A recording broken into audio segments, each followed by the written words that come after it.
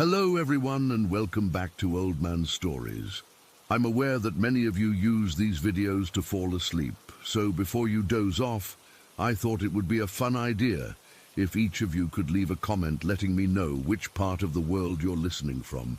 Also, give a like and subscribe to the channel if you're enjoying the episodes, okay? Let's get comfortable, relax, and begin. The day it all really started, the day the photo was developed, was a Sunday. I remember because we'd all been at their house for a big family lunch after church. The adults were drinking sweet tea in the living room, and the buzz of their conversation was this low, comfortable hum. My cousin Mark and I were bored, kicking our legs under the kitchen table, tracing the patterns in the linoleum with our fingers. My great-uncle, who we just called Uncle Joe, was a quiet man, a retired engineer who liked everything to be just so. He'd been quiet all through lunch, which wasn't unusual, but there was a different kind of energy coming from him that day. He seemed preoccupied, like he was working out a math problem in his head that didn't have an answer. After the plates were cleared, he disappeared into his study for a minute and came back holding a manila envelope. He didn't say anything to the whole room, just walked over to my dad and my grandma, who were sitting next to each other on the floral print sofa. He pulled out a stack of photos. They were just regular pictures, the kind you take when you move into a new house for insurance, like he said. Shots of the living room, the kitchen, the outside siding. We all kind of glanced at them, making polite noises. "Oh, the yard looks nice, Joe," that sort of thing. Then he got to one of the last photos, and his hand just stopped. He didn't move. He was staring at this one picture, and his face, which was usually this calm, weathered mask, just went slack. The color drained right out of it. My grandma noticed first. "Joe, what is it? You look like you've seen a ghost." He didn't laugh at the joke. He just slowly handed her the photograph. I was at an angle where I could see it over her shoulder. It was a picture of the basement, specifically the short hallway that led to the basement bathroom.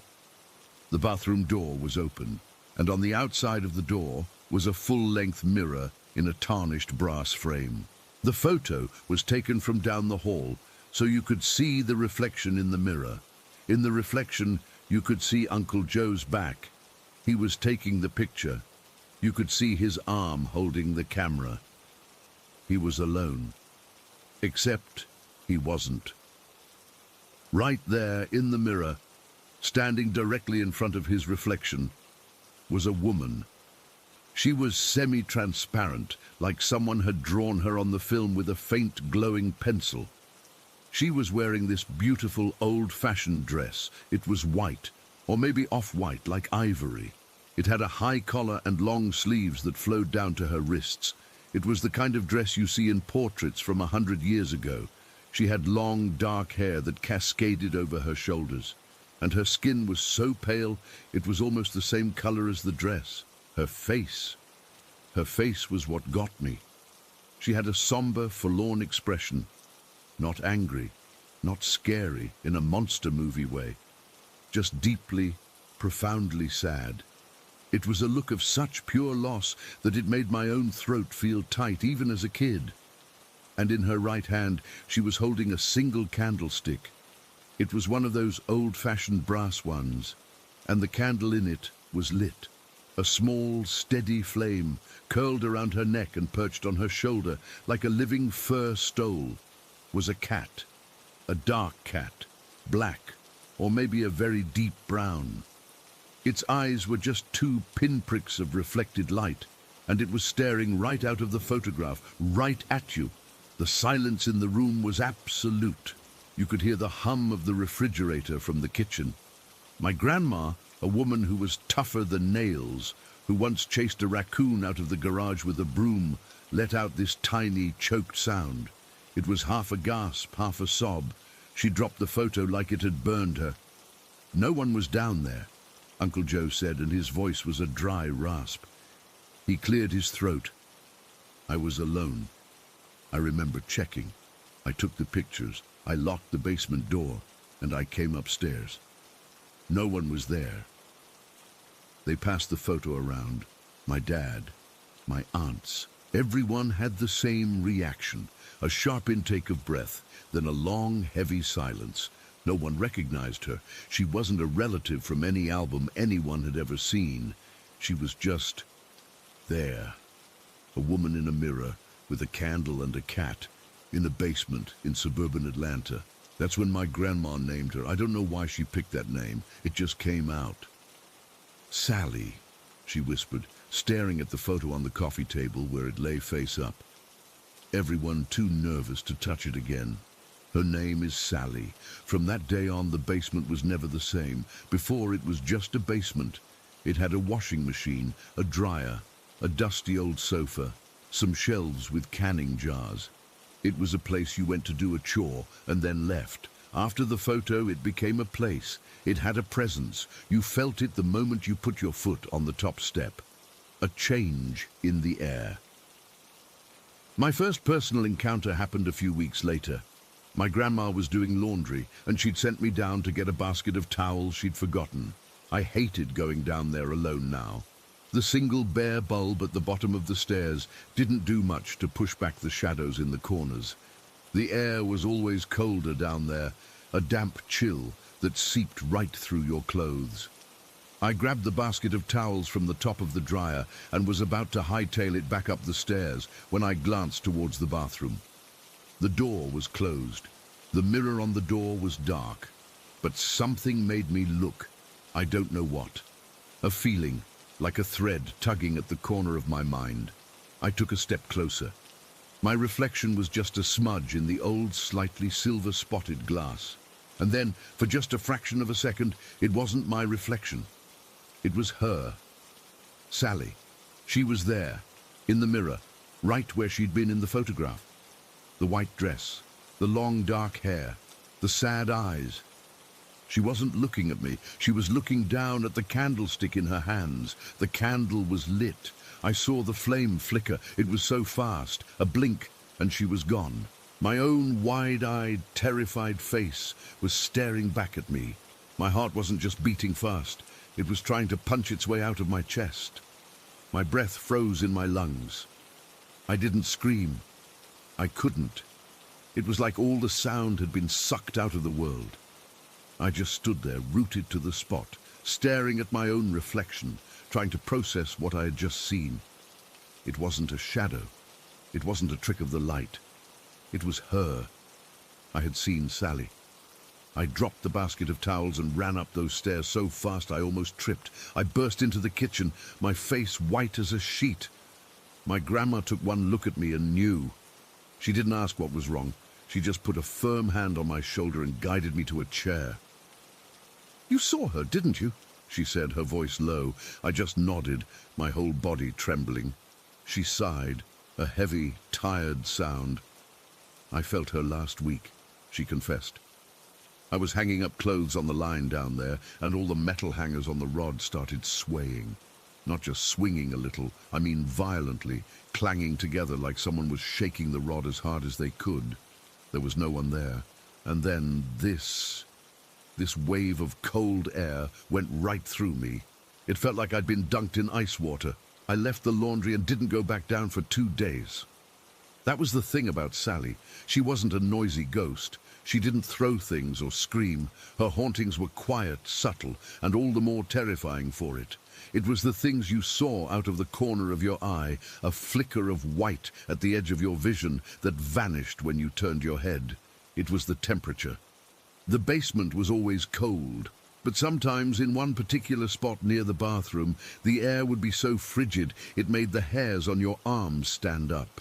And it was the candles. Uncle Joe kept a box of emergency candles and matches on a shelf down there, next to the fuse box. One evening, the power went out during a summer thunderstorm. My great-aunt sent Uncle Joe down to get the candles. He was gone for a long time. When he came back up, his hands were empty and he was shaking. He sat down at the kitchen table and just stared at his hands. "The candles," he finally said. They were already lit. My dad, thinking he was joking, grabbed a flashlight and went down to see for himself. He came back up a minute later, his face grim. He confirmed it. The entire box of candles, maybe 24 of them, were sitting on the concrete floor in the middle of the room, each one burning with a small, steady flame. There was no one down there, no matches had been used. They were just lit. When my dad blew them out and brought the box upstairs, the smell of smoke and hot wax clung to him for hours. The worst part was the feeling she left you with. It wasn't just fear, though God knows there was plenty of that. It was that profound, crushing sadness.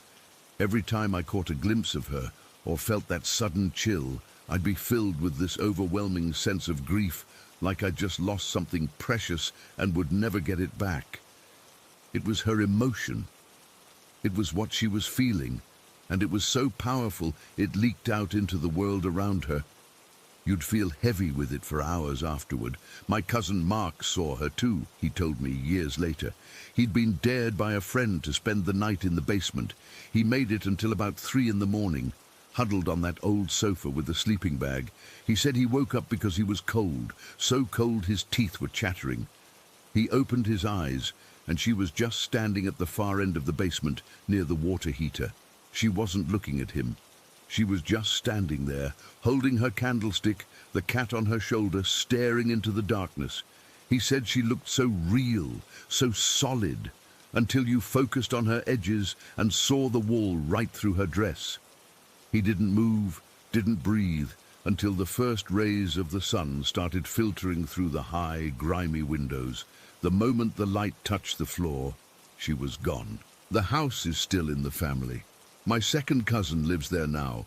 The photo of Sally is in a family album, tucked away in a sleeve. We don't look at it often. The basement is still a place of unease. My cousin says her toddler sometimes points to the basement door and babbles about the sad lady. She says she never goes down there after dark, and she never, ever looks into the mirror on the bathroom door. For me, the terror isn't in the idea of a ghost. It's in that photograph. It's the proof. It's the knowledge that on an ordinary Sunday, in a house full of people, my great-uncle took a picture of an empty basement and captured something that shouldn't exist. It's the memory of seeing her face in that mirror, a face so full of a sorrow I couldn't possibly understand. It's the chilling certainty that we are not always alone, even in the most mundane moments, and that sometimes the past doesn't just stay in the past. It watches you from an old mirror, holding a light in the darkness, forever waiting for something or someone that never comes. I still don't know who she was, or why she was there, or what she wanted. I just know she was real, and I know I saw her. Story 2. We drove up from home early that morning, and the whole ride was just normal family chatter. My wife was excited about the historical sites. My sister was hyped for the ghost tour she'd booked, and I was just along for the ride, thinking it'd be a fun weekend. We got into Gettysburg around noon, and the town had this weird vibe right away. It's beautiful, don't get me wrong, old buildings, cobblestone streets, that kind of thing. But there's a heaviness in the air. Maybe it's just knowing the history, all the bloodshed from the battle. But it felt like the place was holding its breath. The bed and breakfast was this creaky old Victorian house, painted a faded white, with a big porch wrapped around it. As soon as we pulled up, I got this chill, like someone had walked over my grave. The owner, an older lady with kind eyes, greeted us and showed us to our room on the second floor. The place smelled like old wood and lavender, which was nice at first, but there was an undertone of something else, dampness maybe, or just age. Our room was at the end of the hall, and the door groaned when she opened it, like it hadn't been used in years.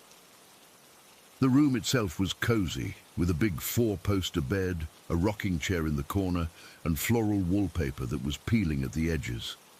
My sister immediately pointed out that the rocking chair was moving slightly, but I brushed it off as a draft. We unpacked and headed out to explore. The ghost tour wasn't until later that evening, so we spent the afternoon walking around the battlefield. It was surreal, standing in fields where so many people died, reading the plaques, imagining the chaos. I'm not usually emotional about that kind of thing, but I felt a deep sadness settle over me.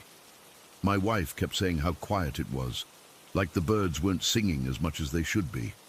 My sister, though, was in her element, taking pictures and talking about all the stories she'd read online. As the sun started to set, we met up with the ghost tour group. There were about 15 of us, plus the guide, a guy in his 30s who seemed way too cheerful for the subject. He led us through the town, pointing out spots where people had reported sightings, old houses, alleyways, that kind of thing. I was still not buying it, just enjoying the walk and the cool evening air. But then we got to the cemetery. The cemetery was the main event, according to the guide. It was dark by then, with only a few lanterns lighting the path. The graves were old, some dating back to the 1800s, and the whole place was surrounded by trees that whispered in the wind. The guide was telling us about a little girl who died during the battle and was often seen wandering the grounds. I was half listening, more focused on the cold seeping through my jacket. That's when I saw it. Out of the corner of my eye, near a cluster of tombstones, there was a flash of white. At first, I thought it was a trick of the light or someone's flashlight reflecting off something. But it happened again, and this time it was clearer. A flicker, like a small figure darting between the graves. My heart started pounding, and I grabbed my wife's arm.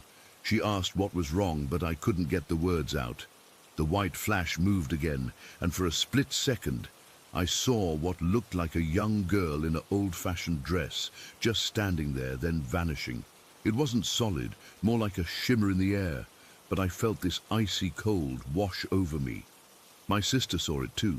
She gasped and pointed, but by then it was gone.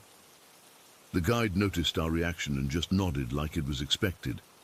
I tried to tell myself it was my imagination, but the fear was real. My hands were shaking, and I had this urge to run. After the tour, we headed back to the bed and breakfast. No one talked much on the walk back. We were all lost in our thoughts. I kept replaying that flash in my mind, trying to rationalize it. Maybe it was a reflection from a car headlight, or someone playing a prank. But deep down, I knew it wasn't. The image of that girl was burned into my brain. When we got to our room, it felt different. Colder, for one thing, even though the window was shut. The rocking chair was still, but I couldn't shake the feeling that someone had been sitting there. We got ready for bed, trying to lighten the mood with jokes, but it fell flat. My wife said she felt uneasy, and my sister admitted she was spooked too.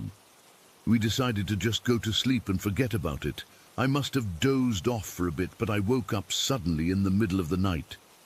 The room was pitch black, and it was silent. Too silent. No wind, no creaks from the house, nothing. Then I heard it. Footsteps, not loud but clear, like someone walking slowly across the wooden floor. At first, I thought it was one of us, maybe my wife getting up to use the bathroom, but she was asleep next to me, breathing evenly.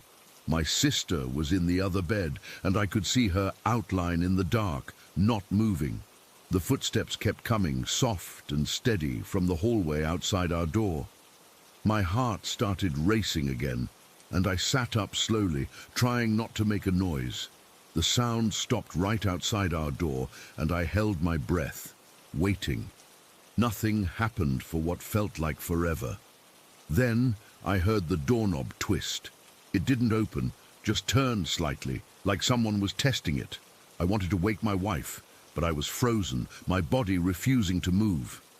After a minute, the footsteps started again, fading down the hall. I let out a shaky breath and lay back down, telling myself it was just the house settling or another guest. But then I saw something in the corner of the room. The rocking chair was moving, rocking back and forth slowly, even though no one was touching it. My blood ran cold. I squinted, trying to see better in the dark, and that's when I saw the silhouette. It was a man, tall and broad-shouldered, sitting in the chair. He was dressed in what looked like a soldier's uniform, but it was shadowy, not fully there. I could make out the shape of his hat and the outline of his coat, but his face was just a dark blur. The chair kept rocking, creaking softly. and I felt this overwhelming presence in the room, like we weren't alone anymore. It wasn't just a feeling, it was physical. The air got heavier, harder to breathe, and a cold draft wrapped around me, making the hairs on my arms stand up. I was terrified, but I couldn't look away. My wife stirred next to me, and I whispered her name, but she didn't wake up. The silhouette seemed to turn its head toward me, and I felt a wave of dread so intense I thought I might vomit. It was like it knew I was watching, and it was acknowledging me. I wanted to scream, to run, but I was pinned to the bed, my muscles locked in fear. Then, as suddenly as it appeared, it was gone. The rocking chair stopped moving. The room warmed up slightly, and the presence faded. I lay there, shaking, for what felt like hours, until the sun started to rise. I didn't sleep another wink. In the morning, I told my wife and sister what I'd seen. They were quiet, and my wife said she'd felt cold during the night but hadn't seen anything. My sister looked pale and admitted she'd heard the footsteps too, but thought she was dreaming. We packed up and left early, not even staying for breakfast. The owner asked if everything was okay, and I just nodded, not wanting to explain. Driving home, we talked about it a little, but mostly we were silent. I've replayed that night over and over in my head, trying to make sense of it. The white flash in the cemetery, the footsteps, the soldier in the chair, it all fits with the hauntings people report in Gettysburg. But knowing that doesn't make it less frightening. It's stuck with me. This blend of history and something I can't explain, and sometimes when I'm alone in the dark, I still feel that chill and hear those footsteps.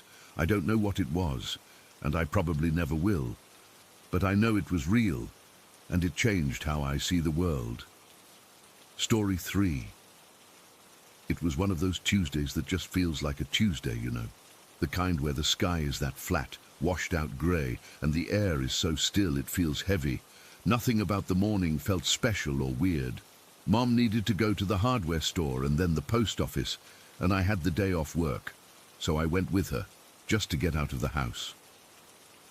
Our town is the kind of place where you do your errands, and you're guaranteed to see at least 3 people you know. It's comforting, usually. We were in Miller's Market, which is this old grocery store that still has the original worn-down tile floors that squeak under your shoes. I was staring at a display of overpriced organic potato chips, trying to decide if I was hungry enough to spend $6 on them when I heard my mum say, "Oh, hello." I turned around, and there was this woman. She looked normal. That's the part that gets me. She wasn't pale or wearing old-timey clothes or anything you'd see in a movie. She was probably in her late 50s, had short, curly brown hair with a lot of gray in it, and she was wearing a light blue windbreaker and jeans. She had a kind face, the sort of face that makes you feel safe. She was smiling at my mom, a real, warm smile. "I'm so glad I ran into you," the woman said to my mom. Her voice was pleasant, a little soft-spoken. "I've been meaning to thank you for being so welcoming when we moved in."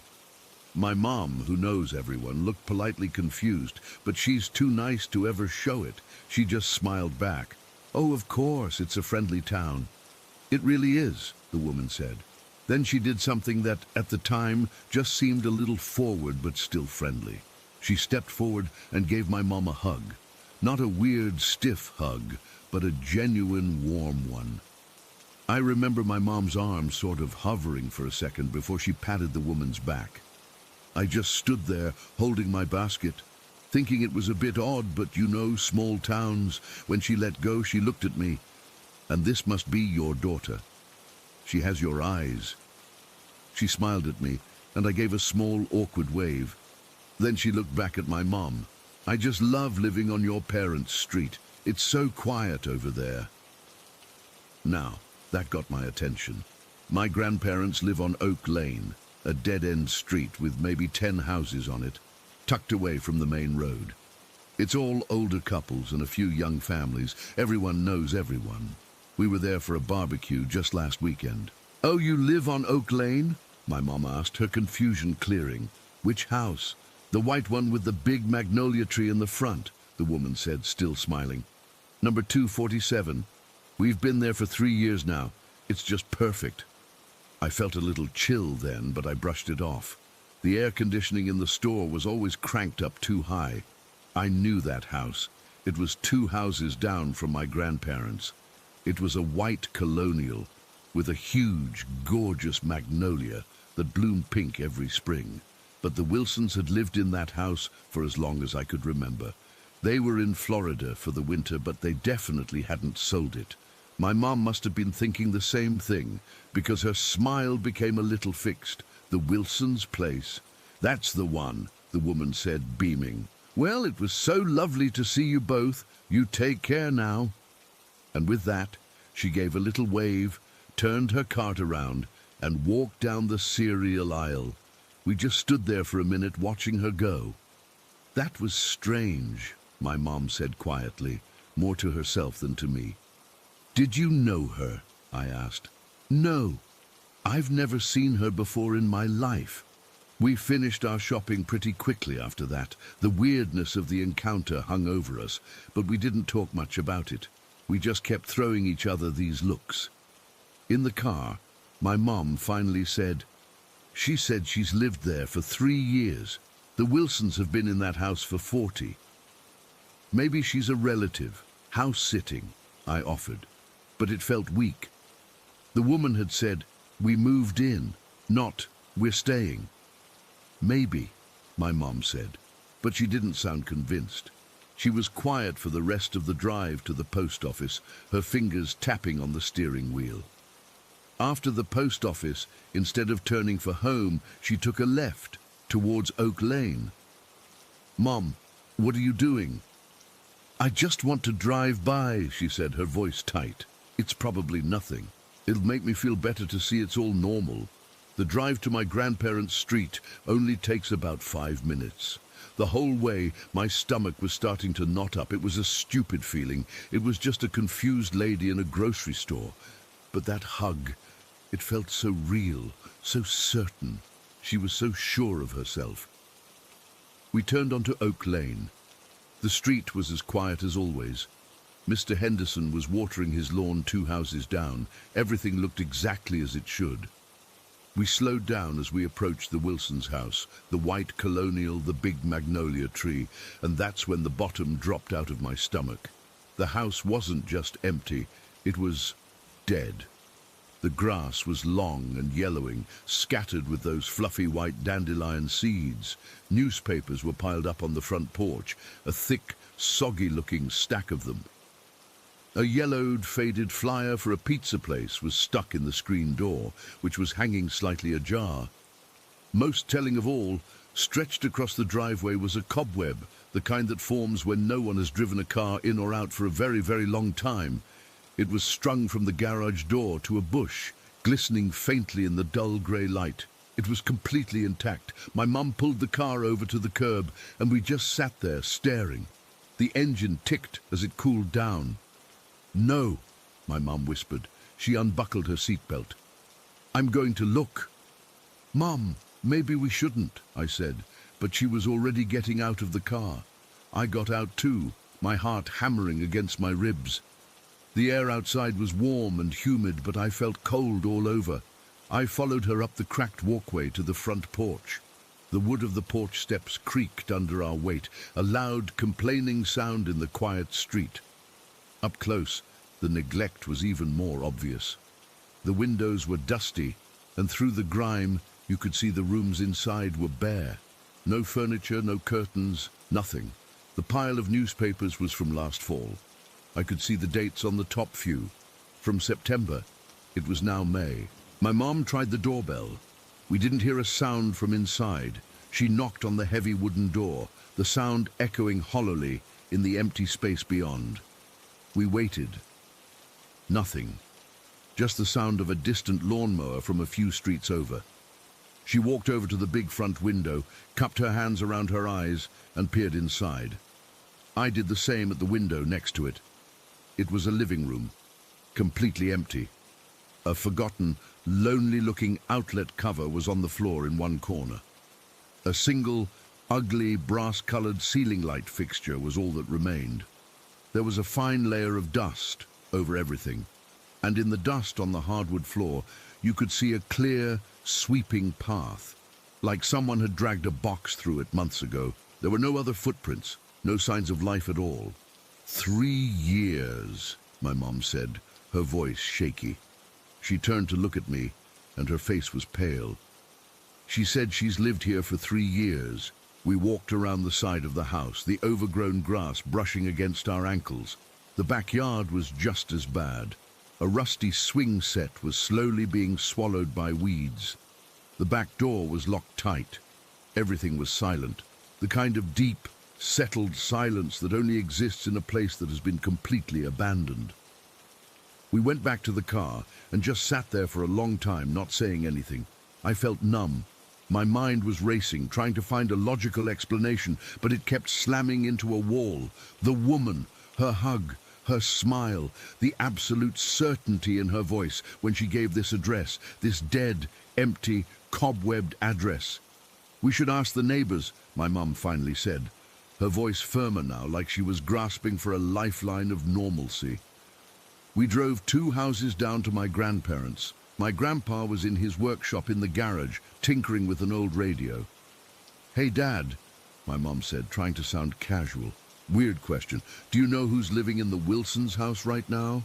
My grandpa looked up, wiping his hands on a rag. "The Wilsons? No one. They're down in Sarasota until October. Why? Someone vandalize it?" He looked concerned. No, my mom said quickly. "We just thought we saw someone over there recently. A woman." My grandpa shook his head. "Not unless it was a realtor. Place has been locked up tight since they left last September. I keep an eye on it for them. Haven't seen a soul." The confirmation felt like a physical blow. We made some excuses, said we had to get going, and left. The drive home was completely silent. The normal world outside the car windows, kids on bikes, people walking their dogs, looked like a film set. It didn't feel real anymore. When we got home, my mom went straight to the old phone book, she still keeps one, and looked up the Wilsons' number. She called them in Florida. I listened to her side of the conversation. It was all pleasantries at first. Then, "Oh, we were just driving by your place today. It looks so quiet. Have you had any renters or anything in the last few years? No? Oh, okay. No reason, just curious. A woman? No, no one like that. Okay, you too. Bye." She hung up the phone and leaned against the kitchen counter, her shoulders slumped. "They said the house has been empty since they left. They haven't had anyone in it. Not for 3 years, not for 1 year, not ever." The rest of the day is a blur. We tried to rationalize it. Maybe she was confused and meant a different street, but she specifically said Oak Lane. She specifically described the White House with the magnolia tree. She gave the exact address, 247. Maybe she was mentally unwell, but she didn't seem it. She seemed lucid, warm, and completely terrifyingly sure of where she lived. As the sun went down, the fear really started to set in. It wasn't a jump scare kind of fear. It was a deep, creeping, existential dread. It was the feeling that the fabric of things you take for granted, that a house is either occupied or it's not, that people live where they say they live, is thin, and sometimes it tears. We never saw her again. We went back to Miller's Market a dozen times, at the same time of day, on the same day of the week. We never saw the woman in the blue windbreaker. It was like she vanished into the air she came from. The part that haunts me the most, the part I keep turning over in my head in the middle of the night, isn't the empty house, it's the hug, the physical reality of it. I was standing right there. I saw her arms go around my mom. I saw the fabric of my mom's jacket pressed down. I saw it. It happened. Who or what was solid enough, real enough to give a hug in a grocery store, to feel the warmth of another person, and yet claim to live in a house that had been gathering dust and cobwebs for the better part of a year. A house that showed no sign of anyone, ever. I'm glad I was there. If my mom had told me this story, I would have thought she was misremembering, or that she'd met some charming eccentric. But I was there. I saw her.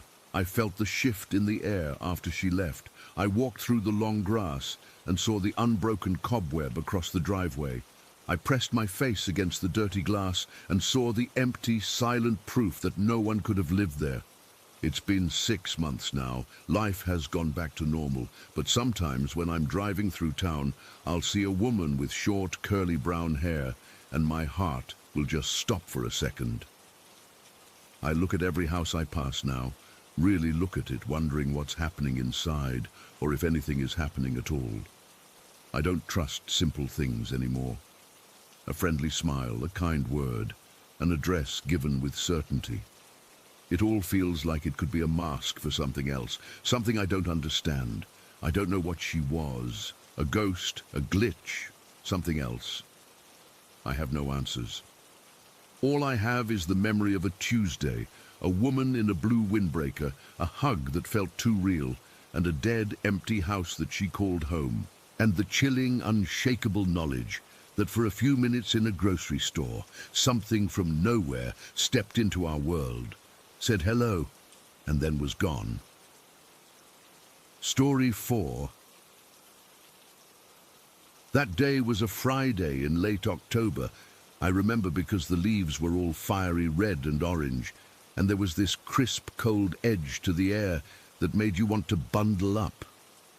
We'd driven up from the city after school and work, my parents, my younger brother and me.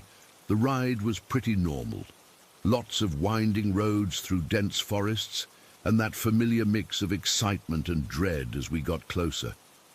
See, we all love the cabin during the day, but once the sun goes down, things get uneasy.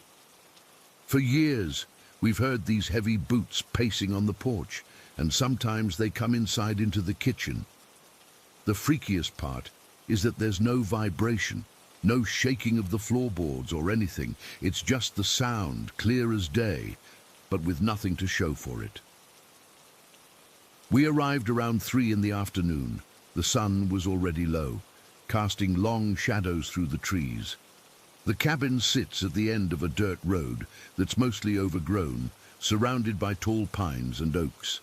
In the fall, the ground is covered in leaves that crunch under your feet, and the air smells like damp earth and pine needles. As we pulled up, I felt that usual knot in my stomach, part comfort, part fear. The cabin itself is this old 2-story wooden structure with a wide porch that wraps around the front. It's cozy inside, with a stone fireplace and wooden beams, but there's always been this odd atmosphere, especially after dark. We unpacked the car quickly, trying to get everything inside before it got too cold.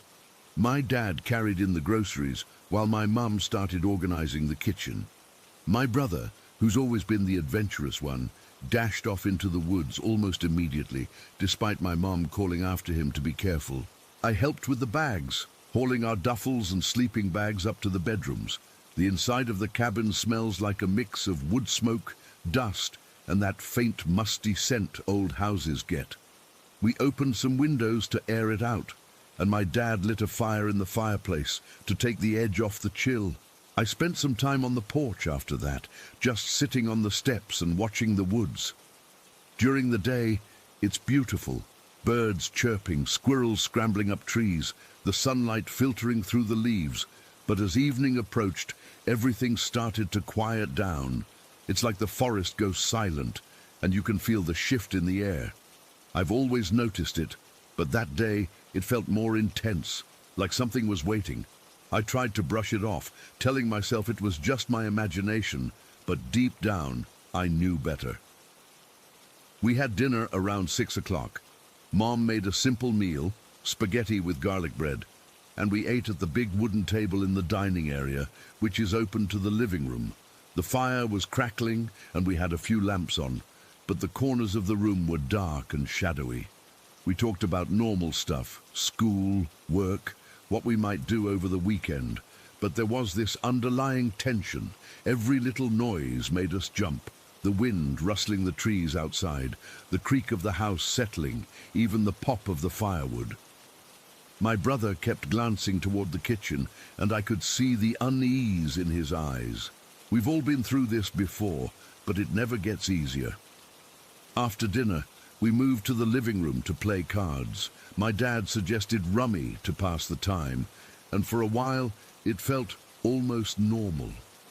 We were laughing and joking, trying to distract ourselves from the coming night. But as it got darker outside, the mood shifted. The windows turned black, and the only light came from the fire and the lamps, casting flickering shadows on the walls.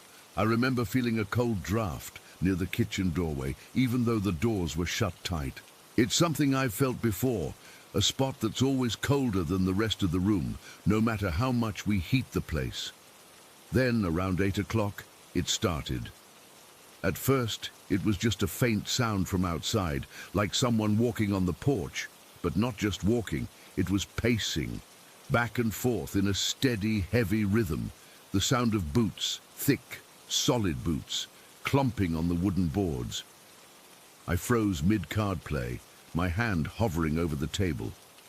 My brother looked at me, his eyes wide with fear. My dad paused, his fingers tightening around the deck of cards.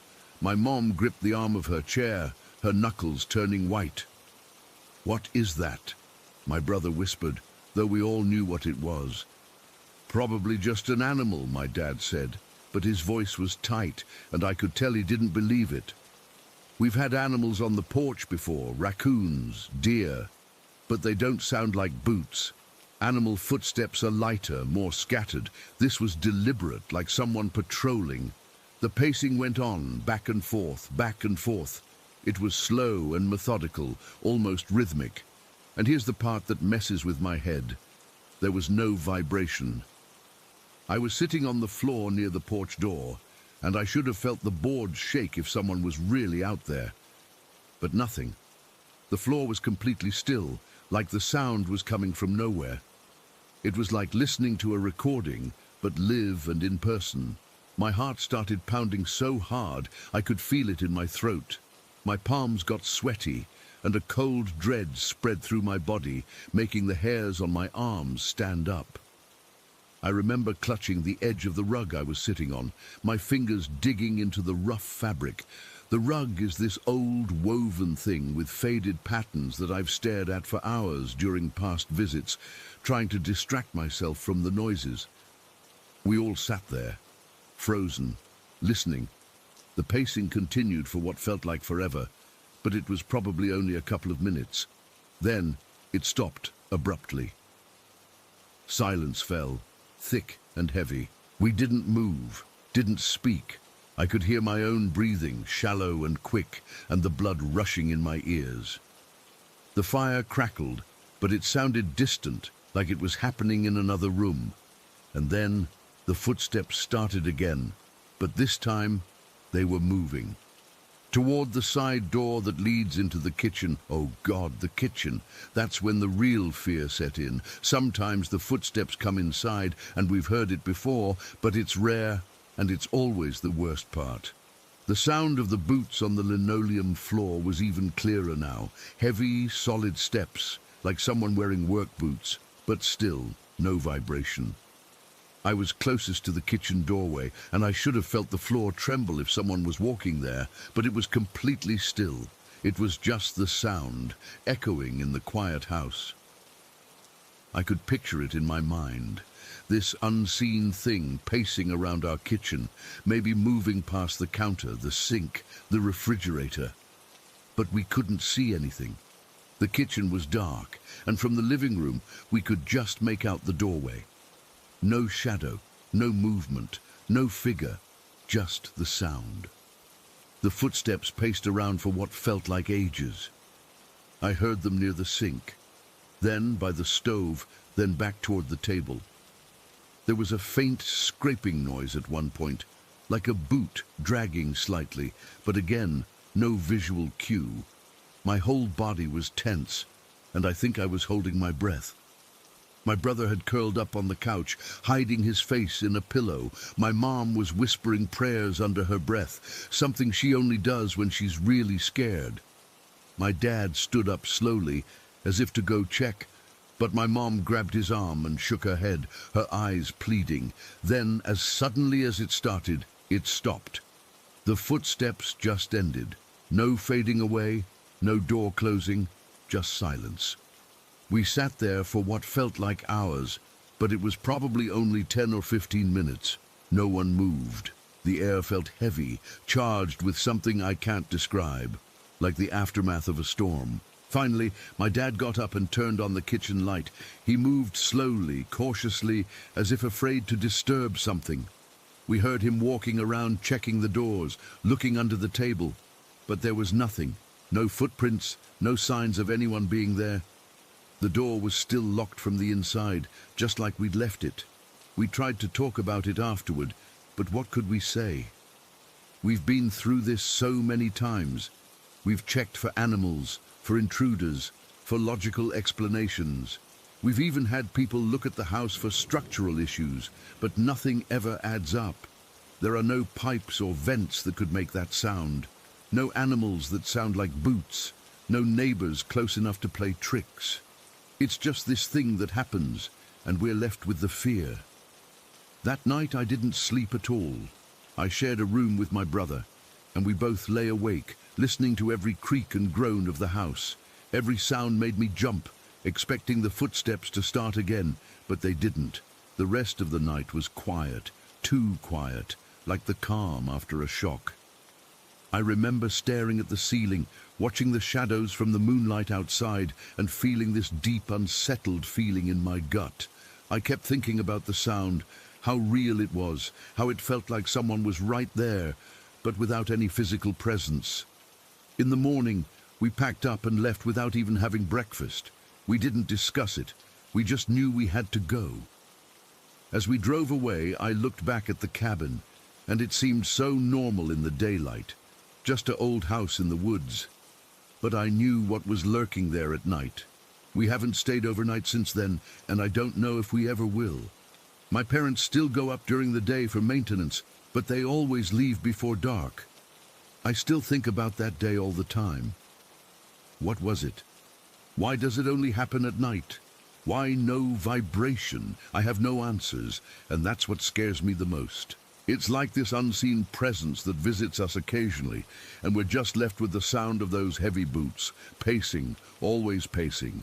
And every time I remember it, I get this chill down my spine, like it's happening all over again. Story 5. I still remember that day in Bali like it was yesterday, and just thinking about it sends chills down my spine. We were on a family trip, me, my parents, and my younger sister. And it was supposed to be this amazing vacation full of beaches, temples, and good food. But from the moment we landed, there was this weird vibe in the air, like something was off, but I couldn't put my finger on it. The heat was intense, sticky and heavy, making my shirt cling to my back even in the early morning. The sounds of motorbikes and distant music mixed with the smell of incense and fried street food, and it should have felt exciting, but instead, it just made me uneasy. We met our guide that morning, a local guy who introduced himself with a warm smile. But his eyes had this depth to them, like he'd seen things he couldn't forget.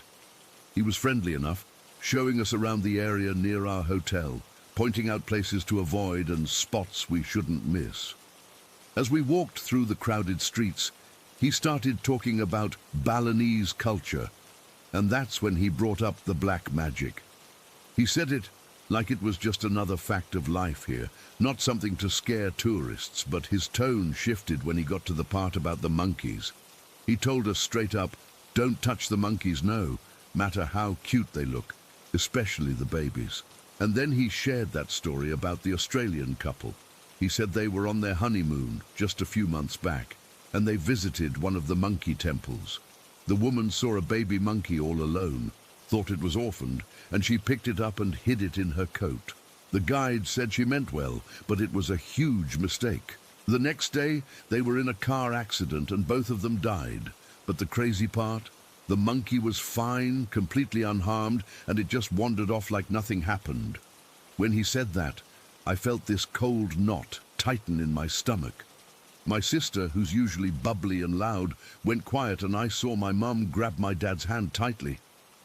The guide didn't elaborate much after that.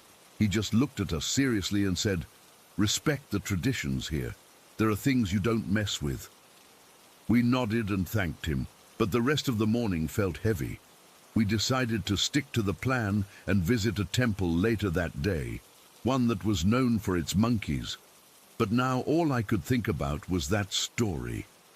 My dad tried to lighten the mood, joking that we'd just keep our distance, but I could tell he was rattled too. We had lunch at a small warung, eating nasi goreng that tasted amazing, but I barely enjoyed it. Every time I saw a monkey in the distance, and in Bali they're everywhere, my heart would skip a beat.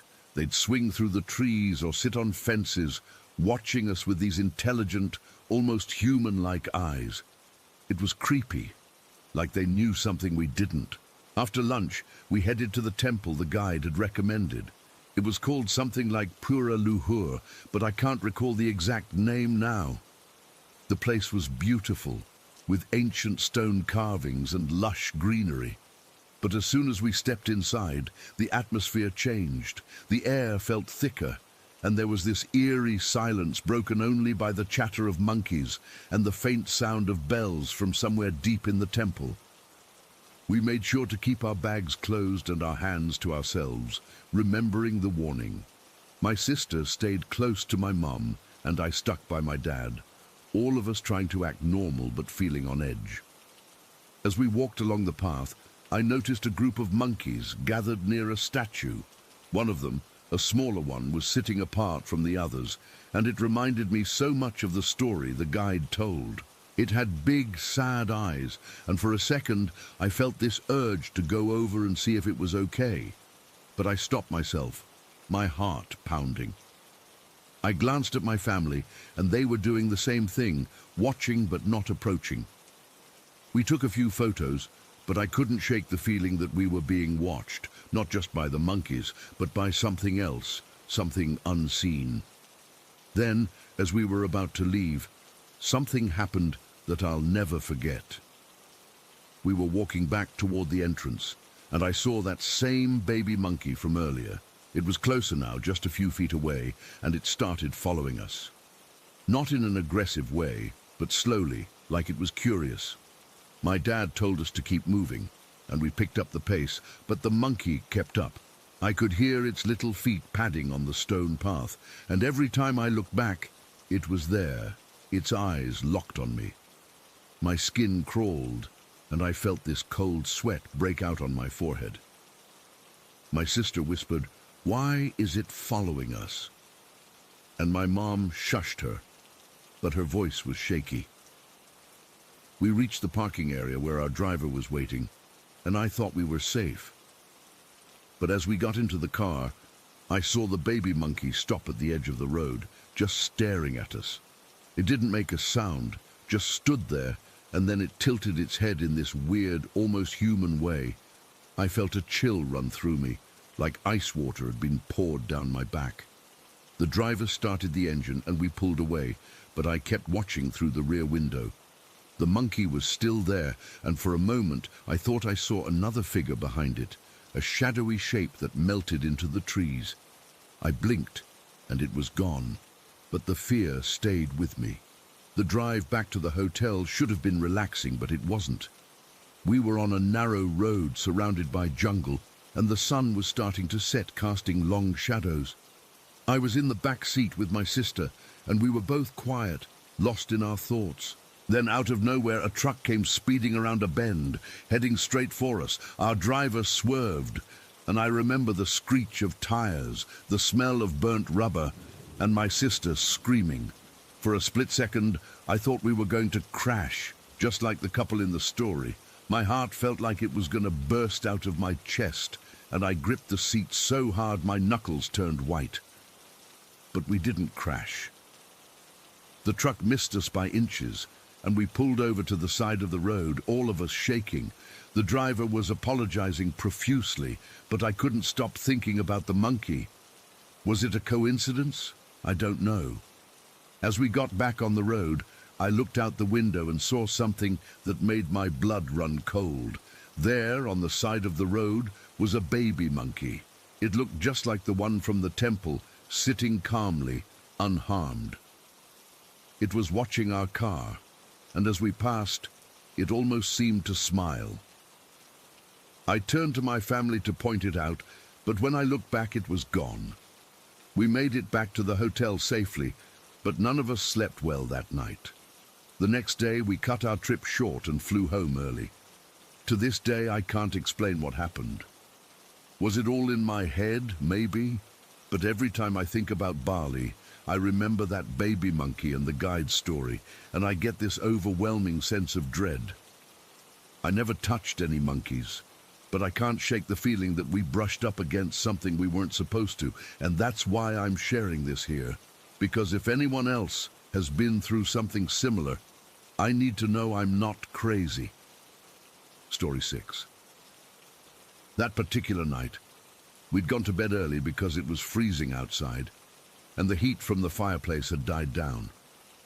I remember falling asleep pretty quickly, bundled up under a thick quilt, with my husband snoring softly beside me.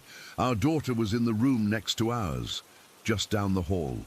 She'd been excited about the trip, talking about seeing deer and making s'mores, but once it got dark, she got a little spooked by the shadows, so we left a nightlight on for her.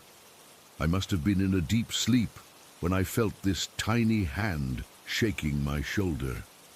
I jerked awake, my heart already starting to race because it was the middle of the night and the room was pitch black except for the glow from the digital clock. It read something like 2 a.m.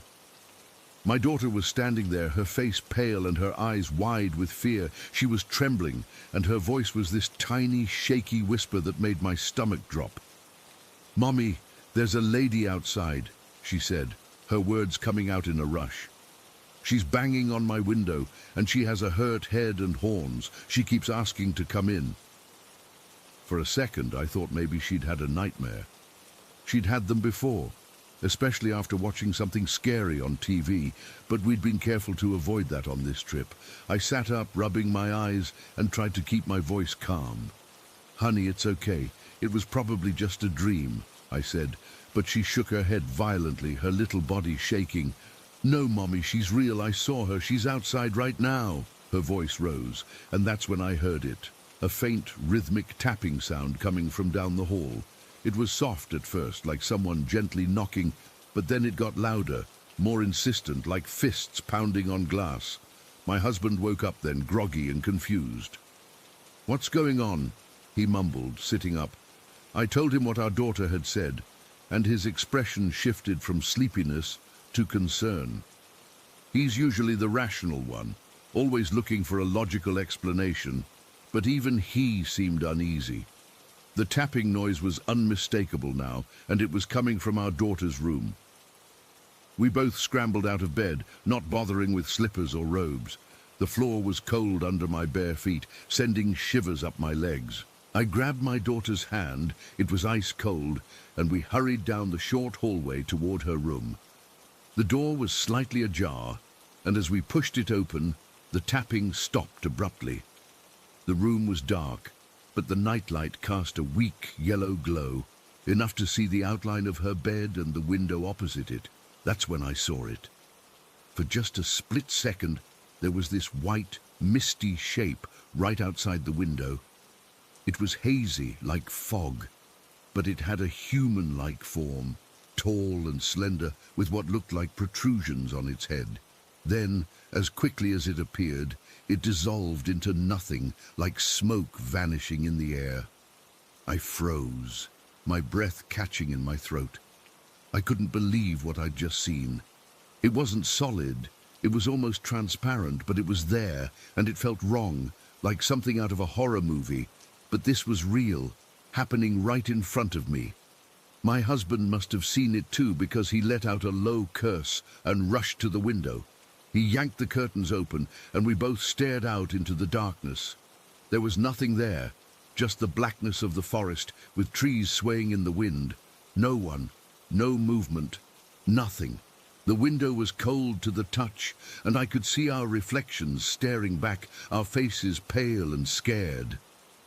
"I'm going outside to check," my husband said, his voice tight.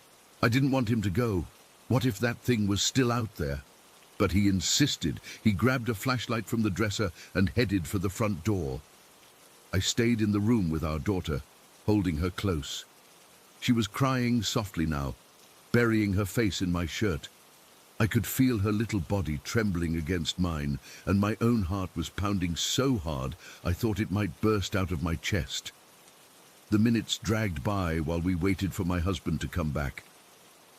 The house felt eerily quiet, like the silence after a storm, but it was a heavy, oppressive silence that made my skin crawl. I kept glancing at the window, half expecting to see that misty figure again, but it stayed dark and empty. My mind was racing. What had we seen? Was it some kind of animal, a trick of the light? But the way it had dissipated, it didn't feel natural. It felt intentional. When my husband finally returned, his face was grim. He shook his head. "There's no one out there," he said, his breath fogging in the cold air. "No footprints, no signs of anyone. The ground is wet from earlier rain, so if someone had been there I'd see marks, but it's just mud and leaves." He shone the flashlight around the outside of the window, but there was nothing. No scratches, no mud, nothing to indicate anyone had been there. That's when the real terror set in. If there was no one outside, what had we seen, and why had our daughter described it so vividly? I knelt down in front of her, trying to keep my voice steady. "Sweetie, can you tell me again what you saw?" I asked. She looked up at me, her eyes wide and serious. "It was a lady," she whispered. "She had long hair, and her head was all bloody, like she was hurt, and she had horns, like a goat or something, sticking out of her head. She was tapping on the window, and she kept saying, 'Let me in, let me in.' But her voice was all scratchy. Goosebumps erupted all over my arms. The way she described it, the horns, the hurt head, it was so specific, and it matched what I'd glimpsed for that brief moment. I'd seen the misty outline, but she'd seen details that made it feel even more real and terrifying. My husband and I exchanged a look, and I could see the fear in his eyes too. He's not one to believe in ghosts or supernatural stuff, but this was different. This felt like something was targeting our daughter, like it knew she was vulnerable. We decided to all sleep together in our room that night. We brought our daughter's mattress in and laid it on the floor next to our bed. None of us could sleep, though. We just lay there in the dark, listening to every creak and groan of the old house. The wind picked up outside, howling through the trees, and it sounded almost like voices, like someone was out there whispering. I kept my arms wrapped around my daughter, feeling her small breaths against my chest, and I couldn't shake the image of that misty figure from my mind. Every time I closed my eyes, I saw it. The white haze, the shape of a person, the hint of horns. I wondered if it was some kind of local legend, or if the previous owners had stories about this place, but we hadn't heard anything when we booked it. The guest house was supposed to be peaceful, a retreat, but now it felt haunted, like we'd stumbled into something we shouldn't have. My husband tried to rationalize it. Maybe it was a deer or something reflected in the window, he said, but his voice lacked conviction. Deer don't have horns like that, and they don't bang on windows asking to be let in. I thought about sleep paralysis or hallucinations, but we'd all seen something. Me, my husband, and our daughter. That's what made it so chilling. It wasn't just one person's imagination. As the night wore on, the fear didn't fade. It just settled into this deep, gnawing anxiety. I kept thinking about the lady with the hurt head and horns. Who was she? Why was she there? Was she a lost spirit or something worse? The thought that she might have been trying to get to our daughter made me sick to my stomach. I've never been superstitious, but in that moment, I felt like we'd crossed into some other world, one where normal rules didn't apply. We stayed like that for hours, huddled together until the first light of dawn started to filter through the curtains. With the sun came a sense of relief, but it was shallow. We packed up our things as quickly as we could and left that guest house behind. We didn't even bother with breakfast. We just got in the car and drove away, not looking back. To this day, I have no explanation for what happened that night. We never went back, and I don't think I ever will. My daughter doesn't talk about it much anymore, but sometimes I catch her staring out windows at night, and I know she remembers that fear, That feeling of something unnatural and menacing, it stuck with us. I still wonder about that lady, who she was, what she wanted, and why she chose us, but I'll never know, and that's the part that haunts me the most. Story 7. It started with a candygram. I remember that part so clearly because it was Valentine's Day, and our school did this thing every year where you could pay $1 to send a lollipop and a little note to someone. I wasn't expecting any. I was in 8th grade, firmly in the group of kids who ate lunch in the library to avoid the cafeteria. So when my homeroom teacher handed me one of those red and white striped suckers with a small card attached, I was genuinely surprised. The card just said, "I think you're cute." It was signed Anonymous. My first thought, my very first stupid thought, was that it was a mistake. Maybe it was meant for some other kid with my name, but there was only one of me. My second thought was Trisha. I don't know why. I barely knew her. We had one class together, math, and I think we'd been partners on a worksheet once back in September.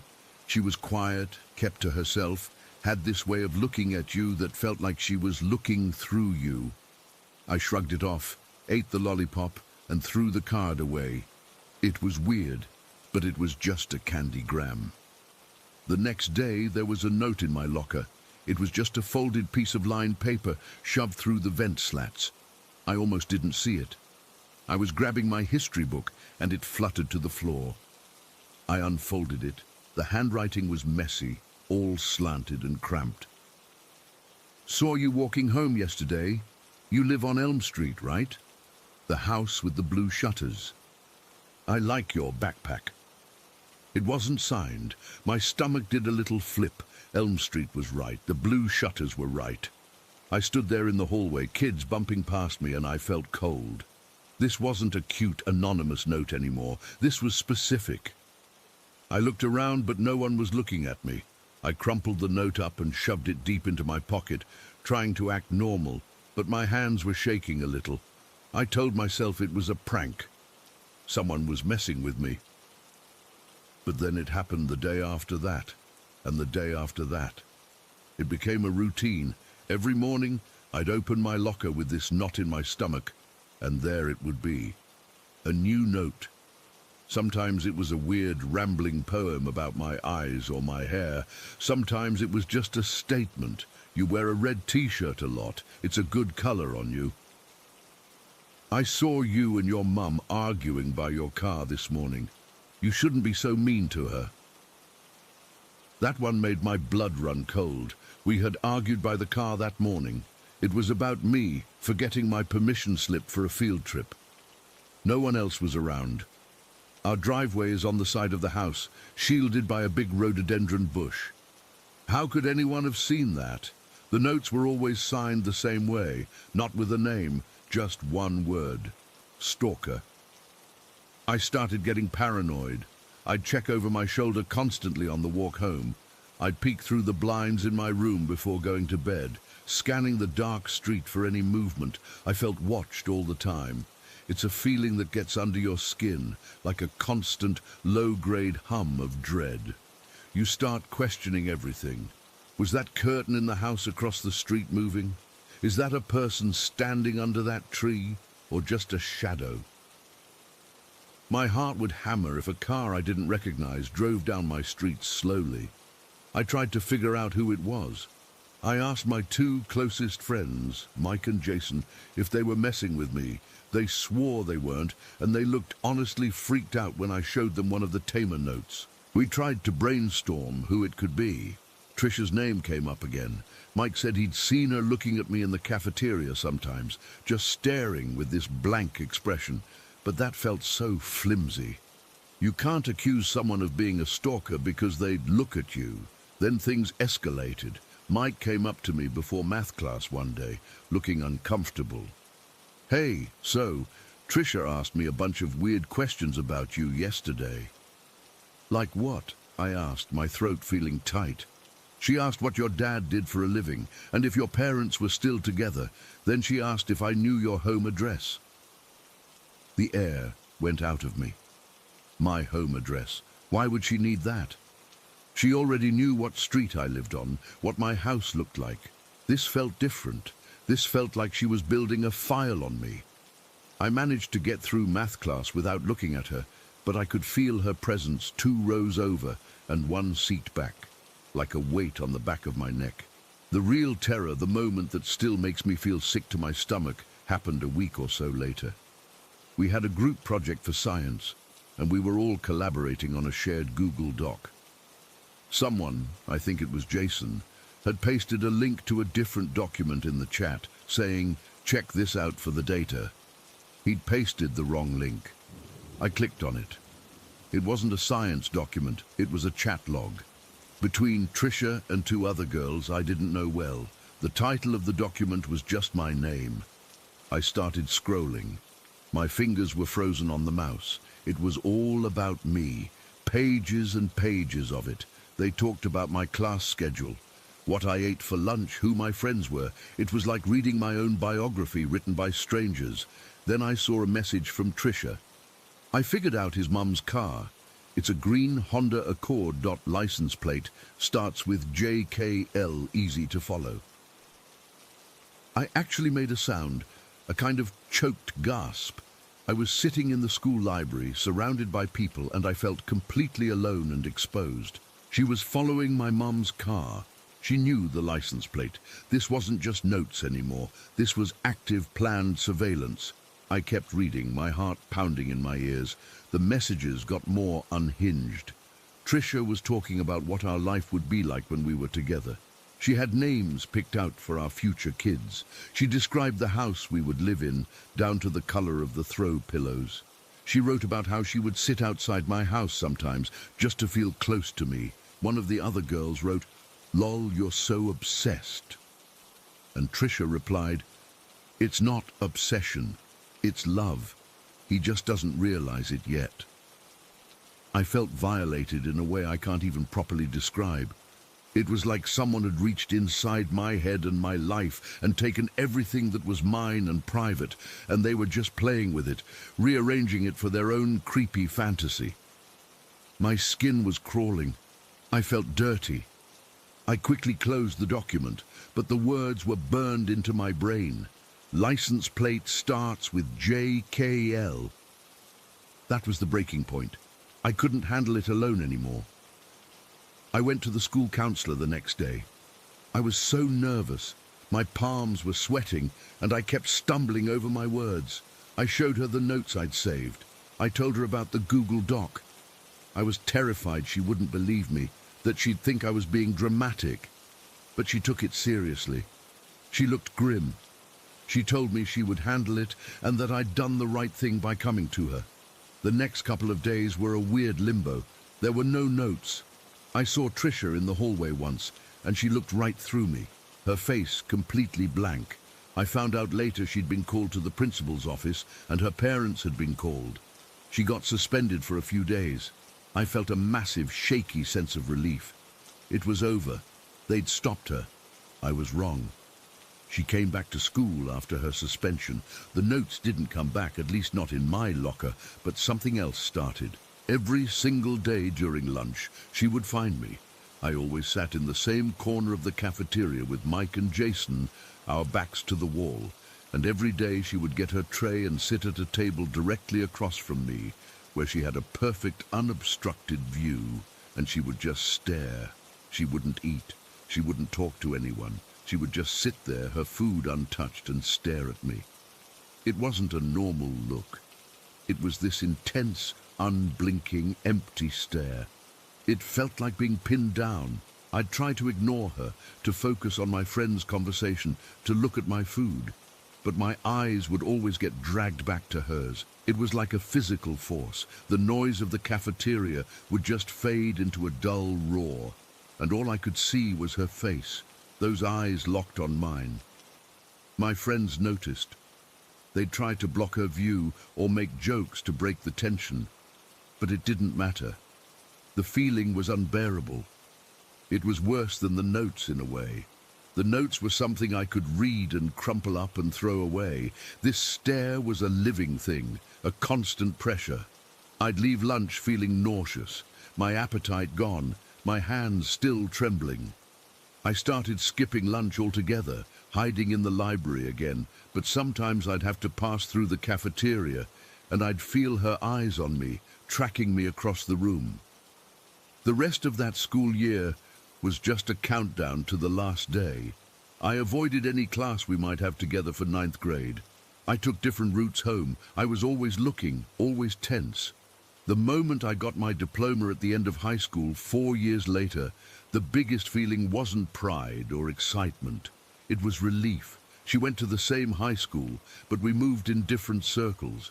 I'd see her sometimes in the hallways, and sometimes, just sometimes, I'd catch her looking at me with that same old stare. And the fear would come rushing back, cold and immediate. I'm an adult now. It's been years. I tell myself she grew up, that it was just a creepy phase, that she's probably a normal person with a job and a life who doesn't even remember my name. I hope that's true. I really do. But the memory of it, the feeling of being so completely watched, of having your private life become someone else's public fantasy, it never really leaves you. You don't ever feel entirely safe in your own skin after something like that. You just learn to live with the echo of it. And sometimes on a quiet night, when I see a car drive by a little too slowly, that echo is all I can hear. Story 8. Last Tuesday started off weird, and I should have known something was wrong from the second I woke up. The air in my room felt heavy, like someone had stuffed cotton in my lungs, and I had this ache behind my eyes that wouldn't go away. I'm 19, living in a small house near the woods in the Asheville area, and ever since my mom passed away a week ago, along with my grandparents' dog and my pet rat, all in the same damn week, nothing's felt right. I didn't even have time to grieve properly, because right after that, my best friend and I had that messed up encounter on the train tracks, and now this thing is in my house, and I don't know how to make it leave. That morning, I dragged myself out of bed around 9 o'clock because the sun was too bright, slicing through the blinds like it was angry at me. My head was throbbing, and I could still smell this faint, sour odor in the air, like old meat or something rotting, but I'd cleaned the whole place after the rat died. I live alone now since Mum's gone, and the silence is usually what gets to me, but that day, it wasn't silent. There was this low hum, almost like a refrigerator running, but ours had been quiet for days. I shook it off, thinking it was just my ears ringing from stress. I made coffee, but my hands were shaking so bad I spilled grounds all over the counter. My best friend had stayed over the night before, because neither of us wanted to be alone after what happened on the tracks. She was still asleep on the couch, and I didn't want to wake her. We'd been up late talking about the entities we saw. That 7-foot-tall dark figure that just stood there not moving, and the demonic goat-like thing she swears she saw lurking in the trees. It sounds crazy, I know, but when you're out there in the dark with the wind howling and the tracks vibrating under your feet, you don't question it. You just run. After I cleaned up the coffee mess, I went to the bathroom to splash water on my face. That's when I first noticed it. The door was slightly ajar, which was weird because I always close it tight. I pushed it open, and the smell hit me like a wall. It was that same sour stench, but stronger, mixed with something metallic, like blood.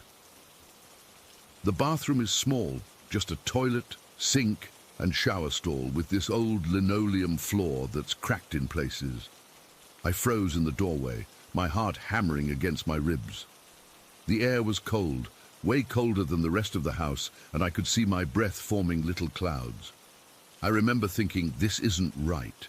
It's summer, and the AC isn't even on. I took a step inside, and that's when I heard it, a low, guttural growl coming from behind the shower curtain. It wasn't like any animal I'd ever heard. It was deeper, more human-like, but twisted, like something was trying to talk and couldn't. My legs turned to jelly, and I backed out slowly, my hand gripping the doorframe so hard my knuckles turned white. I didn't want to look, but I couldn't help it. I yanked the curtain back, and there was nothing there, just the empty shower with a few drops of water dripping from the faucet. but the growling didn't stop. It seemed to be coming from everywhere at once, vibrating through the floor and walls. I slammed the door shut and ran to the living room where my best friend was stirring awake. She saw my face and knew immediately something was wrong. I told her about the growling and her eyes went wide. We'd been using Florida water and drawing sigils on the doors and windows for protection, stuff we looked up online, but it hadn't done much. The sigils were still there, little symbols in marker that we'd refreshed the night before, but they felt useless now. She got up and we stood there in the hallway, listening. The growling was softer now, but still there, like a constant rumble under the house. We decided to try and ignore it, make breakfast, but every time we moved, the sound would follow us. It was like, whatever it was, knew where we were. Around noon, we were in the kitchen, eating toast because neither of us had an appetite, and that's when the vision started. I was standing by the sink, and suddenly my head spun, and I wasn't in the kitchen anymore. I was in this dark place like a cave or something, and I could feel hands on me, cold and bony, pulling me down. This voice, if you could call it that, was whispering in my ear, but it wasn't English. It was guttural like the growling, and it felt like it was trying to crawl inside my skin. I could feel this pressure in my chest, like someone was sitting on me, and I couldn't breathe. My best friend said I started shaking, and my eyes rolled back, and she had to shake me to snap me out of it. When I came to, I was on the floor, and she was crying, holding me. My shirt was soaked with sweat, and I felt drained, like all the energy had been sucked out of me. That possession vision, that's what I call it, lasted maybe a minute, but it felt like hours. I could still feel those cold hands on my arms, and the smell was all over me. We tried using more Florida water, spraying it around the room, but the scent just mixed with the sourness and made it worse. The growling from the bathroom got louder, like it was angry we were fighting back. We spent the next few hours huddled on the couch, not talking much, just listening.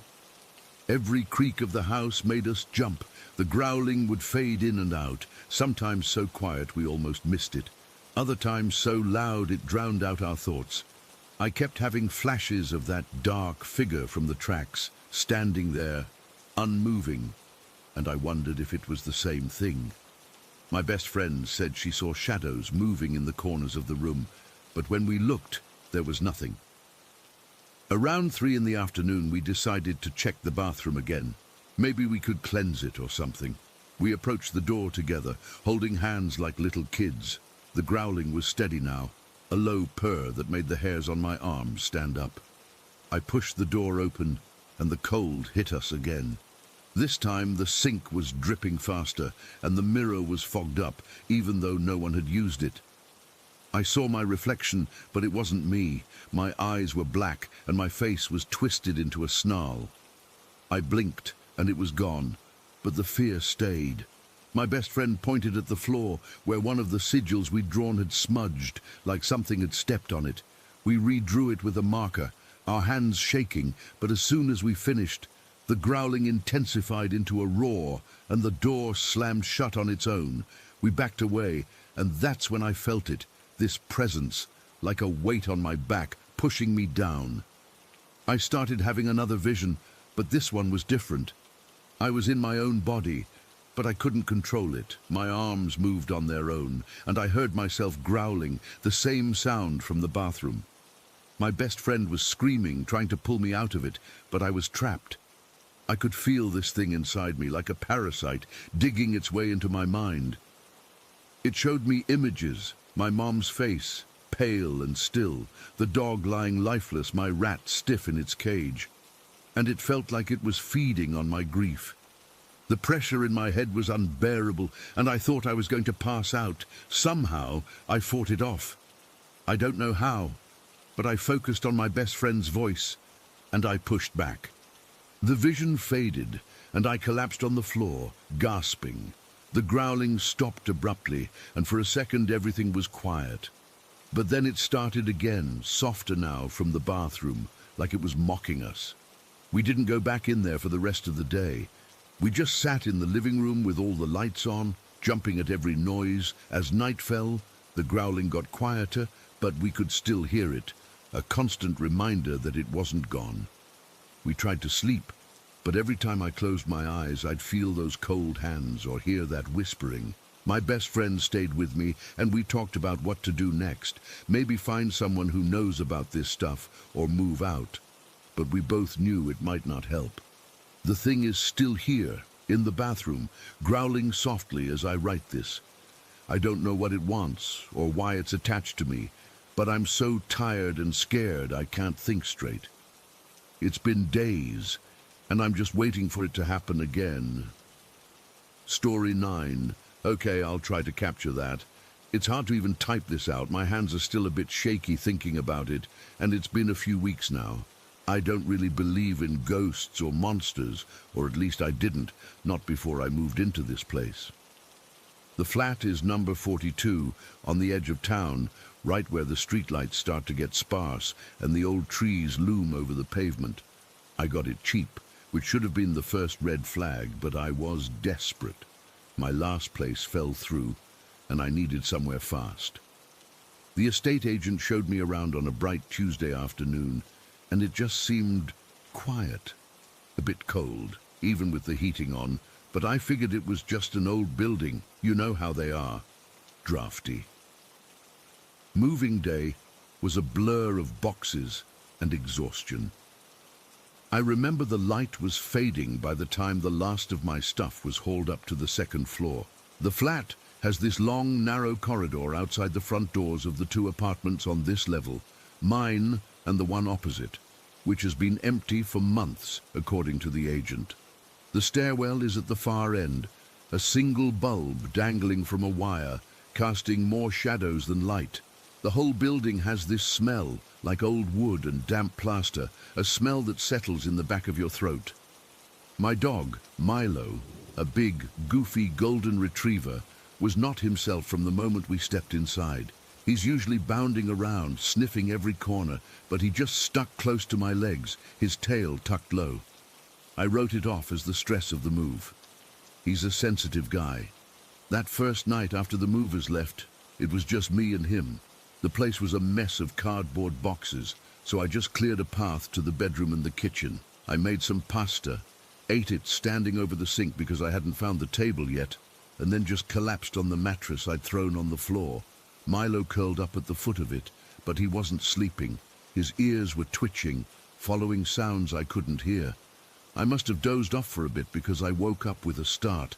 The room was pitch black. The digital clock on my phone, which was charging on the floor, said it was just after 2 in the morning, and it was cold. Properly cold, the kind that seeps into your bones. I'd gone to bed in a t-shirt and sweats, but I was shivering. I remember thinking I must have forgotten to turn the heating on properly. That's when I heard it. A shuffling sound from the corridor outside my front door. Not like footsteps. It was slower, draggier, like someone was scuffing their feet along the worn-out carpet runner out there. My first thought, groggy from sleep, was maybe my new neighbor was moving in late. But the agent said it was empty. Maybe it was the landlord, but at 2 in the morning I lay there perfectly still, listening.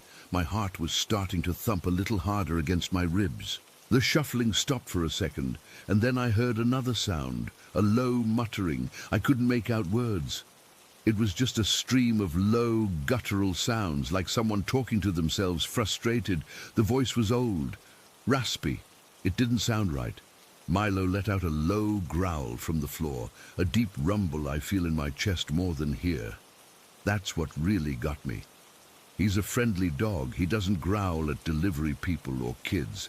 This was different. This was a warning. I slowly, so slowly, pushed myself up from the mattress. The floorboards were icy under my bare feet. I crept towards my bedroom door, which was open a crack, giving me a sliver of a view down the short hallway to my apartment's front door. The muttering was getting a little louder, a little clearer, but still no real words. It sounded like someone searching for something. Where is it? No, not here. But slurred and blended together, like a record playing at the wrong speed. I reached the front door. My breath held. I didn't want to look through the peephole. I was terrified of what I might see, but I had to. I leaned in, my eye pressed against the cold brass circle. The corridor was dim, lit only by that one flickering bulb at the far end near the stairs, and there, on the landing, just starting to come up the last few steps, was a figure. My blood went cold. I actually felt a wave of ice wash through me. It was small, hunched over. It was wearing this long robe-like thing, dark brown or black. It was hard to tell in the bad light. It looked like what a monk would wear, but tattered and old. Its head was bowed and its skin... God, its skin. It was waxy, not like pale human skin, but like a candle, and it had this sickly pale green tint to it, like old cheese or something that's been left in the dark for too long. It wasn't a mask. I could see the texture, the way the flickering light glistened off its bald head. It was muttering, its head moving slowly from side to side as it shuffled up onto the landing. It moved with a stiff, unnatural gait, one hand trailing along the wall, its fingers long and thin. It wasn't looking at the doors. It was looking at the floor, at the baseboards, like it had dropped something tiny and was trying to find it. I jerked back from the peephole, my heart hammering so hard I thought it would burst. This wasn't a person. This wasn't a drunk neighbor or a homeless guy who'd wandered in. This was something else, something wrong. I scrambled back, my mind screaming. I didn't know what to do. Call the police and say what? That there's a small green monk-like thing muttering in my hallway. They'd think I was insane. The shuffling was right outside my door now. I could hear the soft scuff, scuff, scuff on the mat outside. The muttering was clearer, right on the other side of the wood. Must be here. It has to be. So cold. I lost it. I slammed my hand against the door, hard. Just a flat, loud bang. I don't know why I did it. Panic, I guess. A stupid, primal reaction to scare it away. The shuffling stopped. The muttering stopped. Silence. The only sound was my own ragged breathing and the low, continuous growl coming from Milo, who was now standing beside me, the fur on his back standing straight up. I stood there, frozen for what felt like an hour. Maybe it was 30 seconds. The silence was worse than the sounds. It was a heavy, waiting silence. I had to look. I had to know if it was gone.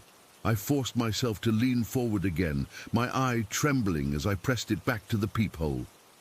The corridor was empty. A wave of shaky relief washed over me. It was gone. I'd scared it off. My legs felt like jelly. I let out a breath I didn't know I was holding and was about to turn away when my eye caught movement. It wasn't gone. It was standing directly under the flickering light at the end of the corridor, near the stairs. It was just standing there. Its back was to me now, and I could see the robe was too long for it, pooling around its feet on the floor. It was perfectly still. The light above it buzzed and flickered, casting its long, distorted shadow down the hall towards me. And then, without turning around, it began to move again. Not towards the stairs to leave. It started shuffling, slowly, deliberately, back down the corridor, towards my door. My breath hitched. I couldn't look away. It moved with that same stiff, searching motion, its head tilted down. It was coming back. Milo's growl intensified into a snarl, baring his teeth at the door. He took a step forward, his body tense, ready to defend us. The figure kept coming. Step, shuffle, step, shuffle. The muttering hadn't started again. It was silent now, a silent, relentless approach. The flickering light made its movement seem jerky, like a bad animation. It passed the door to the empty apartment. It didn't even glance at it. It was coming straight for mine. I backed away from the door, my hands trembling uncontrollably. I looked around for a weapon, anything. All I had nearby was a broom leaning against the wall. I grabbed it, holding it like a baseball bat. It felt pathetic. The shuffling stopped, right outside my door. I could hear a soft, wet-sounding breathing now, a slow, rhythmic in and out. I could see the faint shadow of its feet under the gap at the bottom of the door. It was just standing there. Milo was going crazy, barking and snarling now, a sound I'd never heard from him before, full of pure fear and aggression. He was lunging at the door, his claws scrabbling on the wooden floor, and then the most terrifying part of the whole night happened. The thing outside went completely quiet. The breathing stopped. Milo, mid-snarl, suddenly froze. His ears pricked up, his head cocked. He let out a small, confused whine, and I felt it. I can't explain it, but I felt it. A presence, a focused, intense attention. It was listening, not just with ears, but with everything it was. It was listening to me, to my breathing, to the frantic beating of my heart. It was listening to Milo's whimpers. It was an inch away, on the other side of a few centimeters of wood, and it was just listening, taking us in. I felt a pressure in the air, a static charge that made the hairs on my arms stand up. I was pinned in place, unable to move, unable to breathe, just waiting for whatever was going to happen next. I was certain it was going to try the handle. I was certain it was going to come in. The moment stretched on, an eternity of pure, undiluted dread. And then the shadow under the door was gone. The pressure vanished. Milo let out a single sharp bark and then fell silent, panting. I didn't move for a long time. I just stood there in the dark, clutching my stupid broom, listening to the absolute silence. After maybe 10 minutes, I dared to look through the peephole again. The corridor was empty. The flickering light had steadied into a weak, yellow glow. There was nothing there. I spent the rest of the night on the mattress with all the lights on, Milo pressed tightly against me, neither of us sleeping a wink. The sun coming up felt like a miracle. I've tried to rationalize it. Sleep paralysis, a vivid nightmare. But Milo saw it too. He heard it. He reacted to it. We both did. I still live here. I can't afford to break the lease. Every night when I come home, I sprint up the stairs, my keys already in my hand. I lock the door the second I'm inside. And sometimes, late at night, the stairwell creaks. It's an old building, it settles, I know that. But every time I hear that sound, my heart stops for a second, and I think of him. The small, hunched figure in the long robe, with his waxy, pale green skin. I think he's still out there, in the dark corners of this building, still muttering, still searching for whatever it is he lost. And I'm stuck in number 42, waiting and listening, hoping he never finds it. Story 10. Okay, so I've never really shared this with anyone before, not in full detail, because honestly, it still freaks me out to even think about it. But I guess if I'm posting it here, it's because I need to get it off my chest, and maybe someone out there has been through something similar. This happened back in 2011, when I was in my early 20s. I'd been dealing with diabetes for a few years by then, but I'd never had anything like this happen. It was just a regular day, or at least it started that way, but by the end of it, I was convinced I was burning alive in some kind of hellish dream, and to this day, I can't shake the feeling that part of me never really came back from it. That morning, I woke up feeling like absolute garbage. I'd been sick for a couple of days, throwing up, dizzy, just completely out of it. But I figured it was just a bad flu or something. I didn't realize my blood sugar had spiraled out of control until I could barely stand up without seeing spots. My mouth was so dry, it felt like I'd swallowed sand, and no matter how much water I drank, it didn't help. I remember stumbling to the bathroom and catching a glimpse of myself in the mirror. My skin was pale and kind of grayish, and my eyes had this hollow look, like I wasn't really there. I should have gone to the hospital right then, but I was stubborn, you know. Thought I could tough it out. By midday, things got worse. I was lying on the couch, sweating buckets, but feeling freezing cold at the same time. My breathing was shallow and fast, like I'd just run a marathon, and every time I tried to move, my muscles ached like I'd been beaten up. I finally called my mom, and she freaked out and drove me to the ER. The car ride is a blur, just flashes of streetlights and the sound of her voice, panicked, telling me to stay awake. When we got to the hospital, Everything sped up and slowed down at the same time. Nurses rushed me into a room, hooked me up to monitors, and started an IV. I remember the pinch of the needle in my arm, the cold sting of the fluid going in, and then things started to get really weird. I don't know how much time passed, but at some point I felt myself drifting. It wasn't like falling asleep. It was more like I was being pulled away from my body. The beeping of the machines faded into the background, and suddenly I wasn't in the hospital anymore. I was standing in this courtyard, and it was hot, like unbearably hot. The sun was beating down on me, and the air was dry and dusty. It looked like one of those places you see in pictures of the Mediterranean, with white stone walls and archways, potted plants everywhere. But everything had this eerie orange glow, like the whole world was on fire. At first I thought maybe I was dreaming, but it felt too real. I could feel the heat searing my skin, and when I looked down at my hands, they were starting to crack and blacken. It was like watching paper burn in slow motion. Little flakes of ash were peeling off my arms, and I could smell this awful, acrid scent, like burning hair or something. I tried to scream, but no sound came out. My throat was too dry, too tight. I looked around, desperate for help, but the courtyard was empty, except for me. The walls seemed to be closing in, and the heat was getting more intense, like I was standing in the middle of a bonfire. Then the pain started. It wasn't just a burn, it was this deep, gnawing agony that spread through my whole body. Every inch of my skin felt like it was blistering and peeling away, and I could actually see the flesh underneath turning black and crumbly. I remember stumbling toward a shallow fountain in the center of the courtyard, hoping for water. But when I reached it, the water was boiling hot, steaming and bubbling. I dipped my hand in, and it sizzled like meat on a grill. I pulled back, but my fingers were already charred, the skin sloughing off in chunks. I was crying, but the tears evaporated before they could even roll down my cheeks. This went on for what felt like hours. I was trapped in this loop of burning and trying to escape, but there was no way out. The courtyard had no doors, no exits, just those high walls and the relentless sun. I could hear voices in the distance, faint at first, then getting clearer. They were talking about me, but it was like they were in another room, and I was stuck here.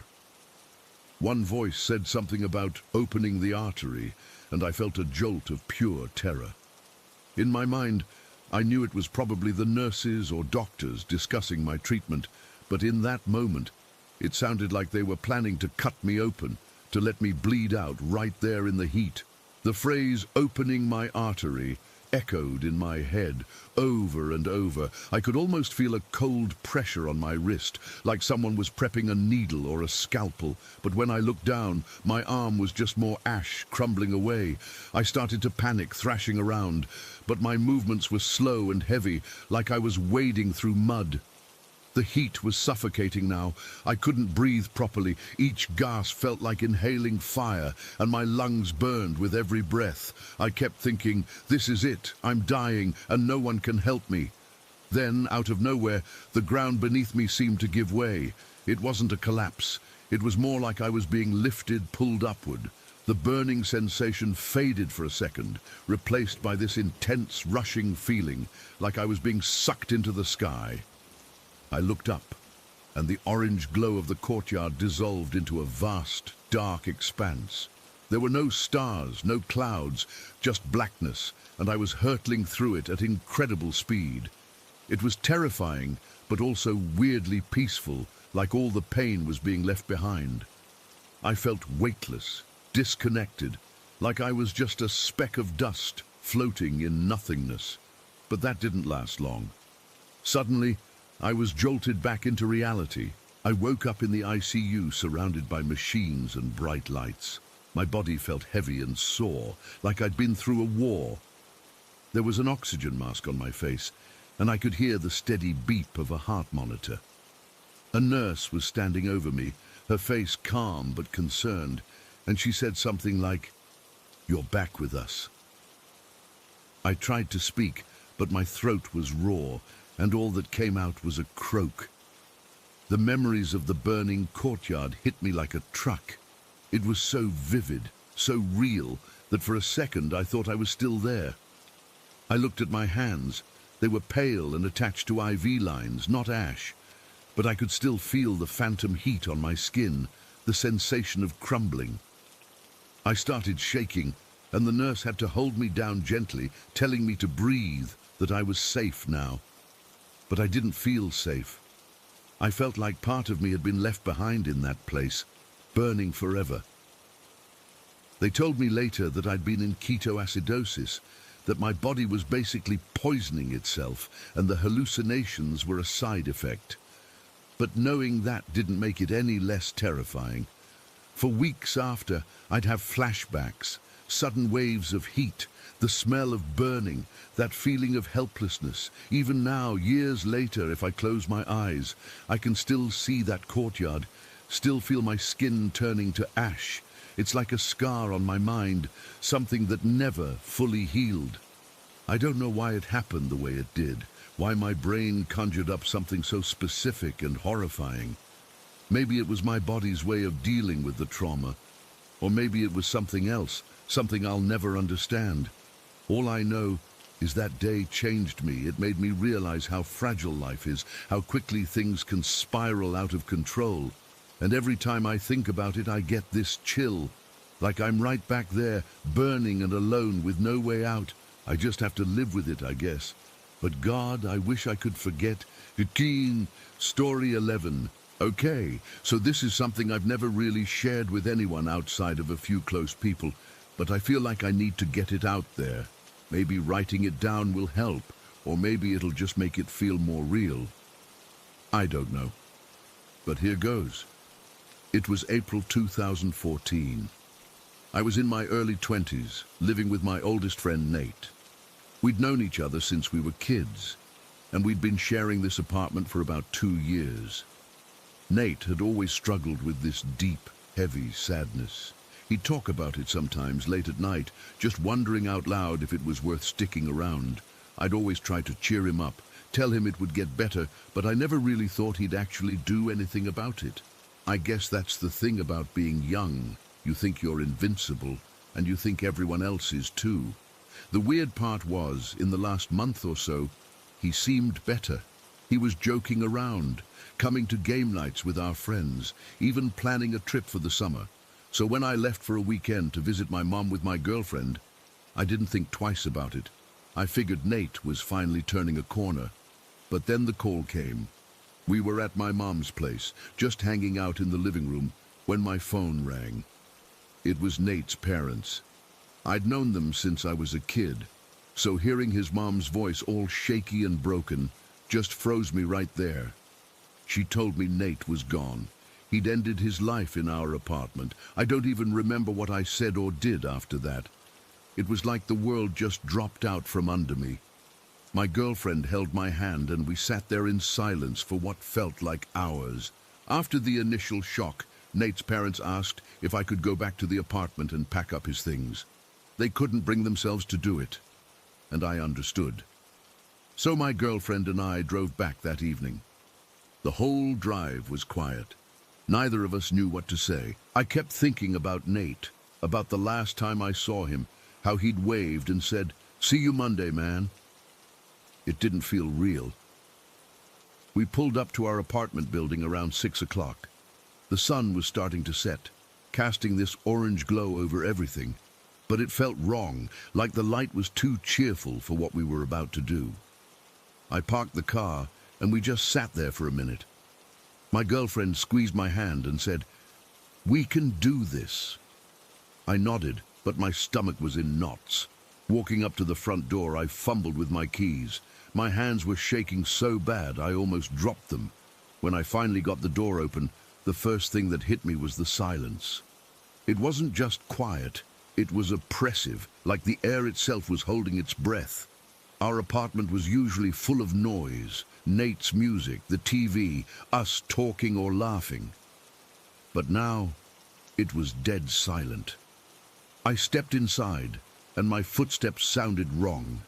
They echoed in a way they never had before, like the floor was hollow or something. I remember thinking, this isn't our home anymore. It felt like a different place entirely. The air was thick and stale, with this underlying smell I couldn't place at first. Later, I realized it was probably from the cleaning products they'd used after what happened. But in that moment, it just added to the heaviness. We stood in the hallway for a bit, just taking it in. My girlfriend was behind me, and I could feel her tension. She's usually the brave one, but she was clinging to my arm like she was afraid to let go. We decided to start in the living room, but I knew I had to face the bathroom first. That's where it happened. The bathroom door was closed, and I hesitated before reaching for the knob. My heart was pounding so hard I could feel it in my throat. I turned the knob slowly, and the door creaked open. The smell hit me immediately, this heavy chemical odor, like bleach mixed with something else, something metallic. It made my eyes water. I flipped the light switch, and the fluorescent bulb flickered to life, casting this harsh, white light over everything. The bathroom looked normal, but it didn't feel normal.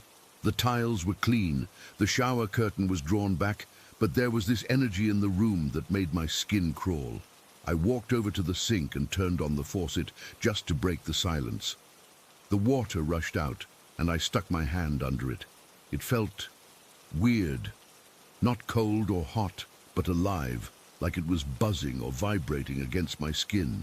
I pulled my hand back quickly, shaking it off. My girlfriend was standing in the doorway watching me. She asked if I was okay, and I just nodded, but I wasn't. Nothing felt right. We moved to Nate's room next. His door was open, and I could see his bed, his desk, all his stuff just sitting there like he'd stepped out for a minute. It was surreal. We started gathering his things into boxes, but it was slow going. Every item felt heavy with memory. I picked up a shirt he'd worn last week, and I could still smell his cologne on it. It made my chest ache. We worked in silence for a while, just putting things into boxes, trying not to think too much. After about an hour, we took a break and sat on the floor in his room. The silence was still there, but now it felt like it was listening. I was staring at a poster on his wall, some band he loved. When my girlfriend suddenly tensed up, she whispered, "Do you hear that?"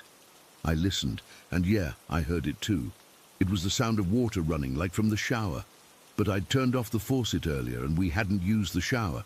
We both froze, just listening. The sound was faint but clear, like someone had just started the water and left it on. I got up slowly, my heart racing again. I walked out of the room and down the hall to the bathroom. The door was still open, and I could see the sink from here. The faucet was off. I stepped inside, and the sound stopped. I checked the shower. Dry. The bathtub was empty. Everything was off and dry. I even reached out and turned the faucet on and off a couple of times, just to test it. It worked fine. No weird sounds. But I knew what I'd heard. My girlfriend came up behind me, her face pale. She said, "I heard it too. It was running." We just stood there for a minute, staring at the sink like it might start up again. We went back to Nate's room, but the atmosphere had changed. It felt heavier, denser. We sat back down, but now I was on edge. Every little sound made me jump. The air felt different, not cold but charged, like before a storm. Then out of nowhere, this feeling washed over me. It's hard to describe, but it was like the room had gotten bigger, or something huge was in there with us. Not scary or menacing, just immense, like the air itself was aware, watching us. My girlfriend felt it too. I could see it in her eyes. She grabbed my hand and her grip was tight. I don't know why, but I whispered, "Nate, is that you?" My voice was shaky. We both just sat there holding our breath. Then my girlfriend said, "We love you, Nate. It's okay."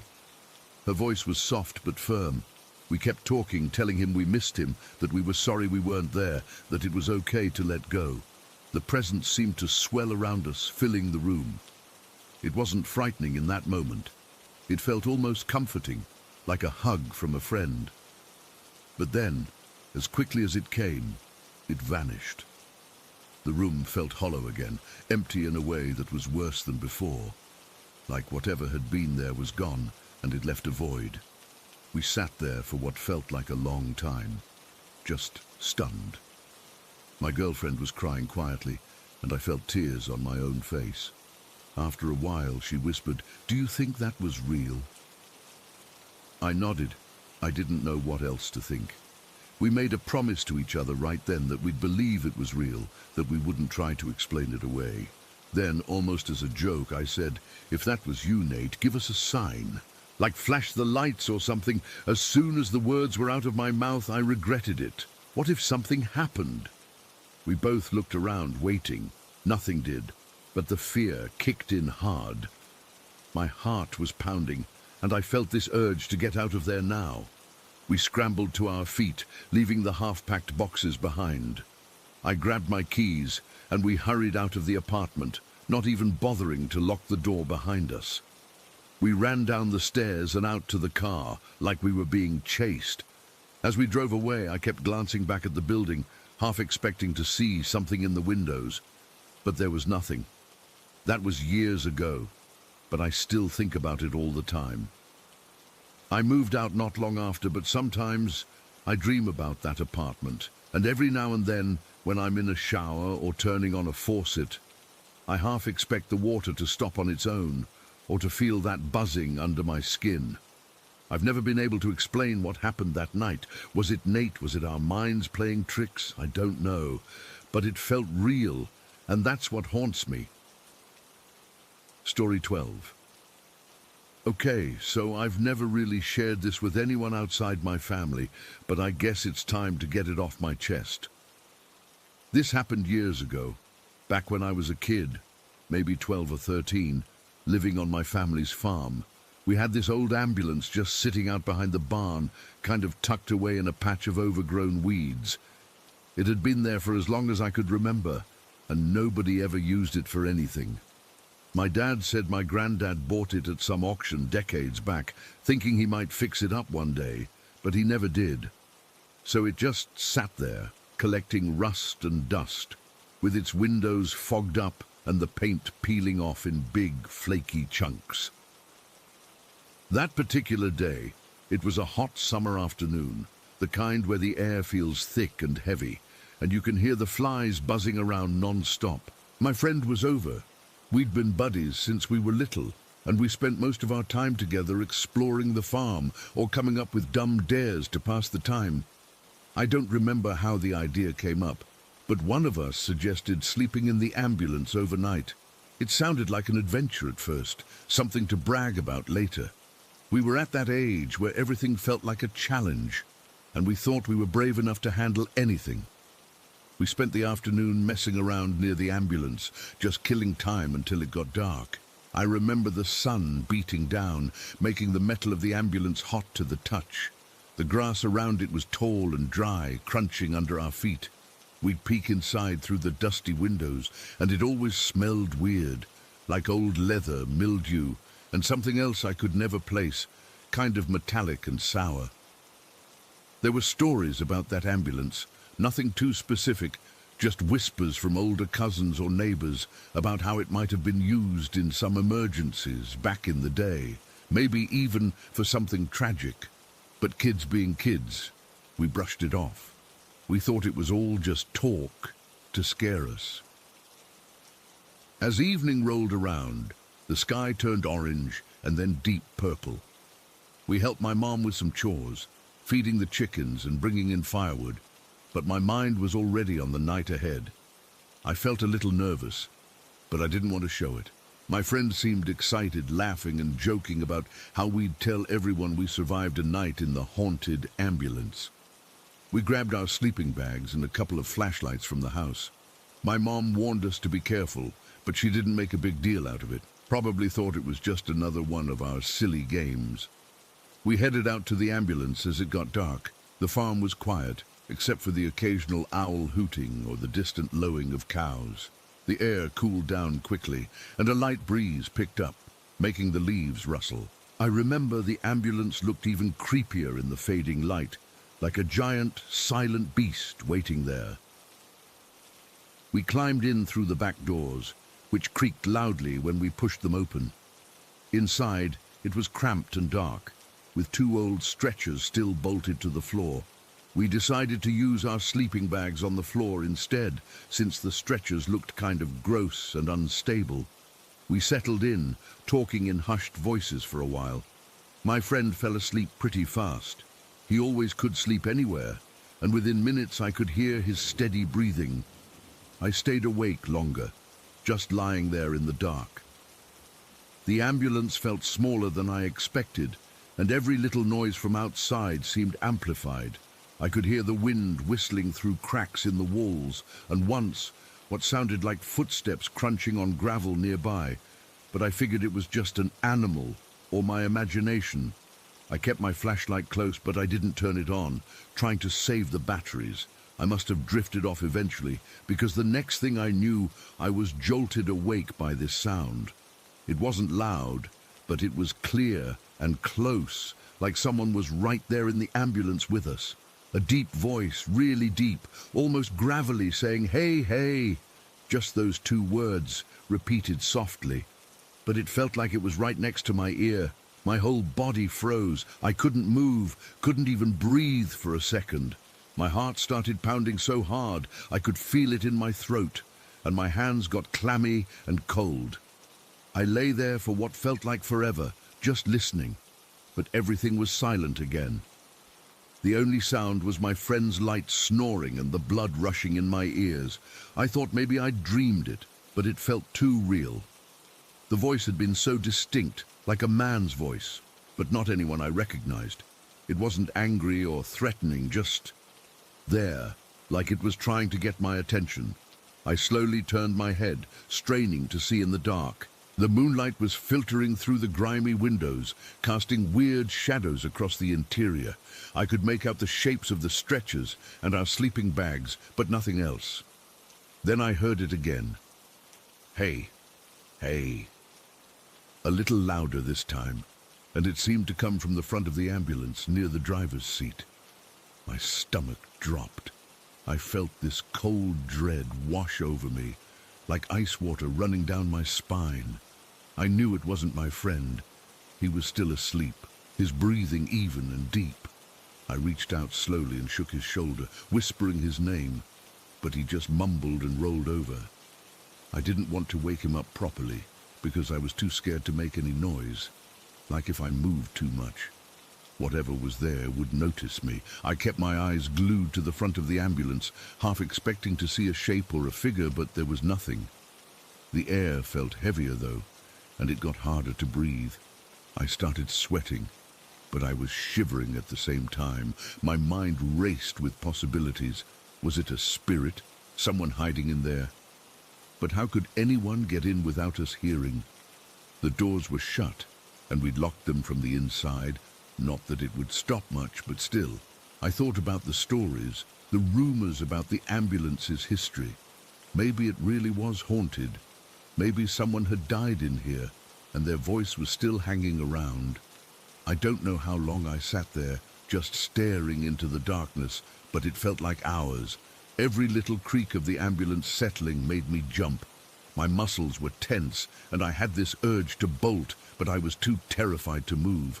I kept hearing echoes of that voice in my head, and I started questioning if I was going crazy. But no, it was too vivid. I could still feel the vibration of it, like it had been real sound waves hitting my ears. Eventually the fear got too much, and I decided I had to get out. I shook my friend harder this time, and he woke up, groggy and confused. I didn't explain much, just said we needed to leave now. He could probably see the panic on my face because he didn't argue. We scrambled to gather our stuff, and I fumbled with the door latch, my hands shaking so bad I could barely get it open. The creak of the doors sounded like a scream in the quiet night. We burst out into the cool air, and I took deep breaths, like I'd been holding it in forever. The farm was still and peaceful, with stars dotting the sky, but I couldn't shake the feeling that we were being watched. We ran back to the house, not looking back, and I didn't sleep the rest of the night. I just lay in my bed, staring at the ceiling, replaying that voice over and over in my head. The next day, I told my parents what happened, but they brushed it off as a nightmare or my imagination. My friend said he didn't hear anything, and he thought I'd just gotten spooked. But I know what I heard. That deep voice saying, "Hey, hey," is burned into my memory. I never went near that ambulance again, and eventually my dad had it towed away for scrap. But even now, as an adult, I sometimes wake up in the middle of the night, hearing that voice, and I'm right back there, frozen in fear, wondering what it was and why it chose to speak to me. I'll never have an answer, and that's what haunts me the most. Story 13. It was one of those afternoons where the light gets all thick and heavy, the kind that makes you want to just lie down and not get up for a while. I'd finally gotten the twins, just 3 years old, down for a nap after a morning of fussing, and I'd collapsed onto my own bed. Luna, our German shepherd, curled up on the floor beside me. I remember thinking just for a second how quiet the house was. Not a peaceful quiet, the kind of quiet that feels like it's holding its breath. We'd only been in my husband's uncle's house for about 2 weeks. Our own place, well, it's gone. A tornado took it last spring. Just ripped it right off the foundation and scattered our things across the county. You don't realize how much sound a house makes until you live in a new one. Every creak, every pop of the floorboards, every hum from an appliance you're not used to, it all stands out. This house was old, smelled like dust and mothballs, and it had a long, dark hallway that led from the bedrooms to the living room. I hated that hallway. The floorboards slanted down towards the middle, like 100 years of feet had worn a path. I must have dozed off, because the next thing I knew, Luna was growling. It wasn't her normal, "I heard a squirrel" growl. This was low and guttural, a rumble that started deep in her chest. Her head was up, ears pinned back, and she was staring hard out the open bedroom door and down that hallway towards the living room. The hair on her back was standing straight up. My own heart immediately started thumping, a dull, heavy beat in my ears. "What is it, girl?" I whispered, my voice all croaky from sleep. She didn't look at me, just kept that low, continuous growl, her body tense like a spring. I sat up slowly, the old bed frame groaning under me. The house was still, but it was a different kind of still now. The waiting was over. Something had broken the silence. I swung my legs over the side of the bed, my bare feet cold on the wooden floor. I remember the grain of the wood under my toes, a specific knot right near the bed that I always felt. I crept to the doorway, Luna pressed against my leg, still growling. I peered down the hallway.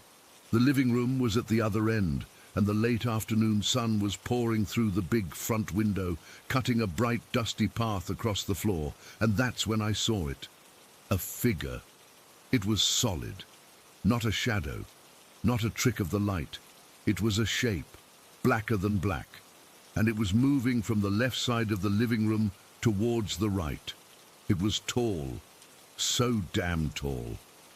7 feet at least, I'm sure of it. It had to duck its head just slightly as it passed under the archway between the living room and the dining room. It didn't walk, it glided. There was no sound of footsteps, no shift in the floorboards. It just moved. And as it passed in front of the window, it blocked the light. That's the part that really got me, that my brain just couldn't process. It didn't just cast a shadow, it ate the light. The bright sunlit rectangle from the window just vanished where its body was, like it was sucking all the illumination out of the air around it. For that second, as it crossed, the whole living room dimmed. My breath froze in my lungs, my body went cold, a cold that started in my stomach and spread out to my fingers and toes. This wasn't fear, this was a primal animal terror. This was the kind of feeling that tells you you are looking at something that should not be, something that is fundamentally wrong. Luna's growl turned into a sharp, panicked bark. That broke the spell. My husband is a hunter. He'd insisted after the tornado that I keep his old shotgun in our bedroom closet. Just in case, he'd said. I never thought I'd need it. I stumbled back into the room, my legs feeling like water, and yanked open the closet door. The gun was heavy, cold metal and polished wood. My hands were shaking so bad I could barely get a proper grip. I fumbled a shell from the box on the shelf and loaded it, the click of it sliding into place, sounding impossibly loud. "Stay," I hissed at Luna, but she was already cowering behind me, her growls now just frightened whimpers. I walked back to the hallway, the gun held tight against my shoulder, the way my husband had shown me. My heart was hammering against my ribs so hard I thought I might be sick. I forced myself to look down the hall into the living room. It was empty. The sunlight was back, streaming through the window, illuminating the same dust motes dancing in the air. The couch was there, the coffee table, the ugly floral patterned armchair the uncle had loved. Everything was exactly as it had been, except it wasn't.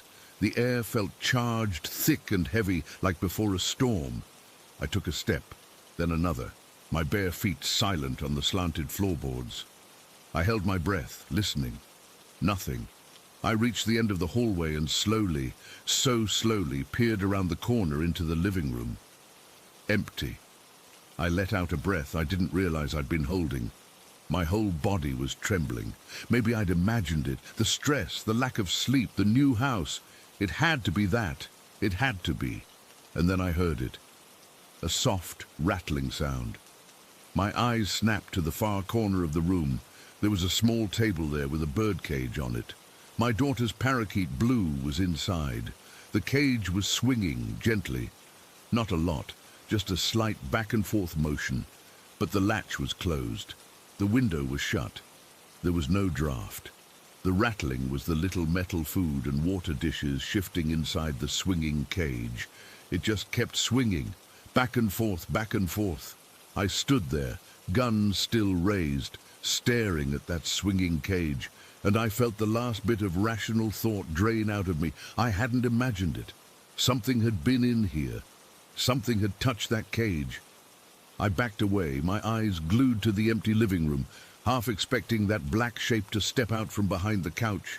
I retreated down the hallway, my back to the wall, until I was back in my bedroom. I slammed the door shut and leaned against it, the gun clutched to my chest. I could feel the sweat cooling on my skin, making me shiver. Luna was pressed against my legs, trembling. I reached down and petted her head, my fingers feeling numb. "It's okay, girl. It's okay," I whispered, but my voice was shaking so bad the words were barely recognizable. I had to check on the kids. Their room was right next to mine. I cracked my door open just an inch, listening. Silence. I crept across the hall and pushed their door open. They were both still asleep, tangled in their blankets, their little chests rising and falling peacefully. They hadn't seen anything. They hadn't heard anything. A wave of relief so strong it made me dizzy washed over me. They were safe. I went back to my room, locked the door, and slid down to the floor, my back against it. I sat there for I don't know how long, just listening. The house was quiet again. The normal old house quiet, but I couldn't trust it anymore. That's when the light started. The closet in my room has a motion sensor light. It's one of those cheap battery-operated ones you stick on the wall. It's supposed to come on when you walk in front of it. I was sitting on the floor, at least 10 feet away from the closet door, which was closed. The light inside the closet flicked on. A bright white flash from under the door. My head jerked up. I stared at the thin line of light under the closet door. It went off. Then, a second later, it flashed on again. Then off, on, off. It wasn't a flicker like a bad bulb. It was a deliberate rhythmic pulse. On, off, on, off. I couldn't move. I just watched it, my brain refusing to make sense of what I was seeing. There was no one in there. There couldn't be. At the same time, the TV on my dresser, which had been off, suddenly lit up. The screen flashed to life, but it wasn't a picture. It was just a searing bright blue screen. Then it went black, then blue again, black, blue, in perfect time with the closet light, on, off, on, off. A cold dread, colder than anything I'd felt before, settled deep into my bones. This wasn't just seeing something, this was it. Interacting with the house, with my things. And then the power surged. It wasn't like a normal power surge, where the lights dim and come back. The overhead light in my room, which was off, didn't change. But the TV and the closet lights stopped their flickering. The TV screen went completely black. The line of light under the closet door vanished. A deep electronic hum seemed to fill the house, a vibration I could feel in my teeth. It lasted for about 5 seconds, and then it stopped. The house was silent. A few seconds later, it happened again. The same low hum, the same vibration. Then silence. A third time. A fourth time. 4 distinct power surges. Each one made the hairs on my arms stand up. After the fourth one, everything was dead quiet. I looked at the little Roku stick plugged into the TV. Its little white light was off. Normally, if the power blinks, it reboots, and the light comes back on after a minute. This time, it stayed dark. It was like something had sucked the juice right out of it and hadn't given it back. That was it for me. The rational part of my brain just gave up. I started crying, silent, shaking sobs that I muffled with my hand. I crawled away from the door, over to the corner of the room, and pulled my knees up to my chest. I still had the gun. I didn't know what to point it at. I don't know how long I sat there. Hours, maybe. The sun went down, and the room got dark. I didn't turn on a light. I was afraid of what might happen if I did. I just sat in the growing darkness, Luna whining softly beside me, and I listened. Every tiny sound from the old house felt like a threat. At some point, I got this idea in my head. I don't know where it came from. Maybe something I read online once, or a fragment of a story my grandma told me, but I became convinced, with a certainty that felt like a physical law, that I couldn't look into a mirror. That if I did, I would see it standing behind me. I got up, my body stiff and aching, and I went through the house in the dark. I took the spare blanket from the linen closet, and I covered the big mirror in the hallway. I took a towel and draped it over the bathroom mirror. I even took one of the kids' little art smocks and hung it over the small decorative mirror in the living room. My hands were shaking the whole time, and I kept expecting to feel a cold breath on the back of my neck, but nothing happened. The house was still. It was watching me. I knew it was, but it let me do it. I went back to my room, back to my corner, and I sat back down. I couldn't call my husband. He was on a fishing trip hours away in a spot with no service. There was no one to call. I was alone with this thing. That was yesterday, or I guess earlier today. The timeline is all messed up in my head. The kids woke up, confused why it was so dark, and I just told them we were playing a camping game. I made them dinner in the dark, my hand never far from the shotgun I'd propped against the counter. They're asleep again now. Luna is lying by my feet, finally calm, but I can't be calm. I'm sitting here at the kitchen table, typing this out on my laptop because I have to tell someone I have to get it out, and I can't stop staring down the hallway. It's pitch black down there. I have all the lights on in this part of the house now, but that hallway is just a tunnel of darkness. I keep expecting to see it again, that solid, light-swallowing blackness. I know what I saw. It wasn't sleep paralysis. It wasn't my imagination. It was real. It was here. And the worst part, the part that makes my blood run cold even now, is the feeling I'm left with. It wasn't just passing through. It was looking for something, or it was checking us out, and I have this horrible, sinking certainty that it's not gone. It's just waiting in the dark down that hallway, and it knows I saw it. It knows I'm afraid, and I don't know what it wants. Story 14. It was one of those slow, boring Saturdays where you just kind of drift through the day.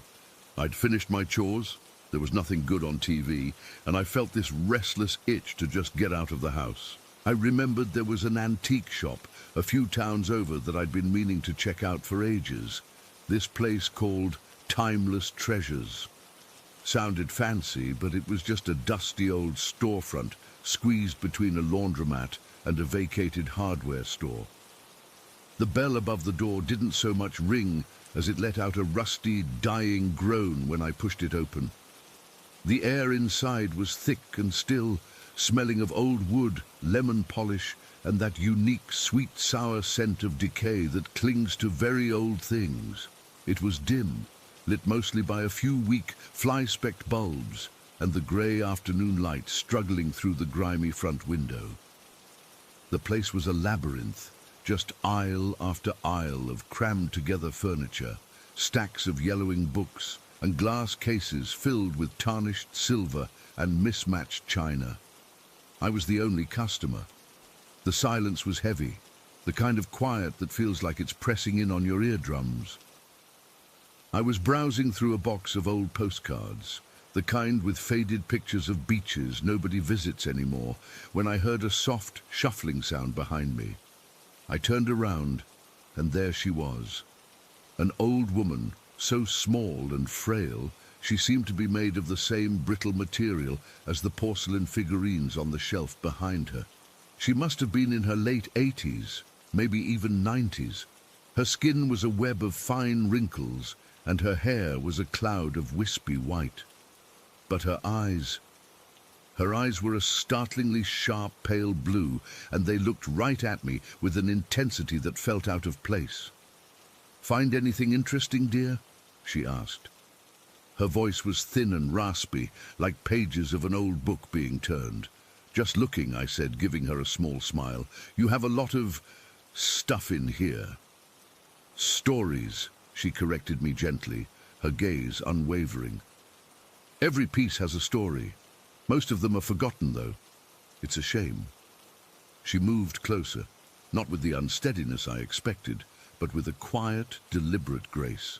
She wore a simple, high-collared navy blue dress that looked like it was from another era, and her hands, when she gestured towards a tall oak grandfather clock, were slender and almost translucent, the blue veins clearly visible beneath the papery skin. We chatted for a bit. It wasn't a normal shopkeeper-customer chat. She didn't try to sell me anything. Instead, she'd point to an item, a tarnished locket, a child's wooden rocking horse missing one rocker, and she'd tell me a little snippet about it. Not its history, but a feeling. "This one held a great deal of sorrow," she'd say of the locket. Or, "This little horse carried so much joy you can almost still hear the laughter."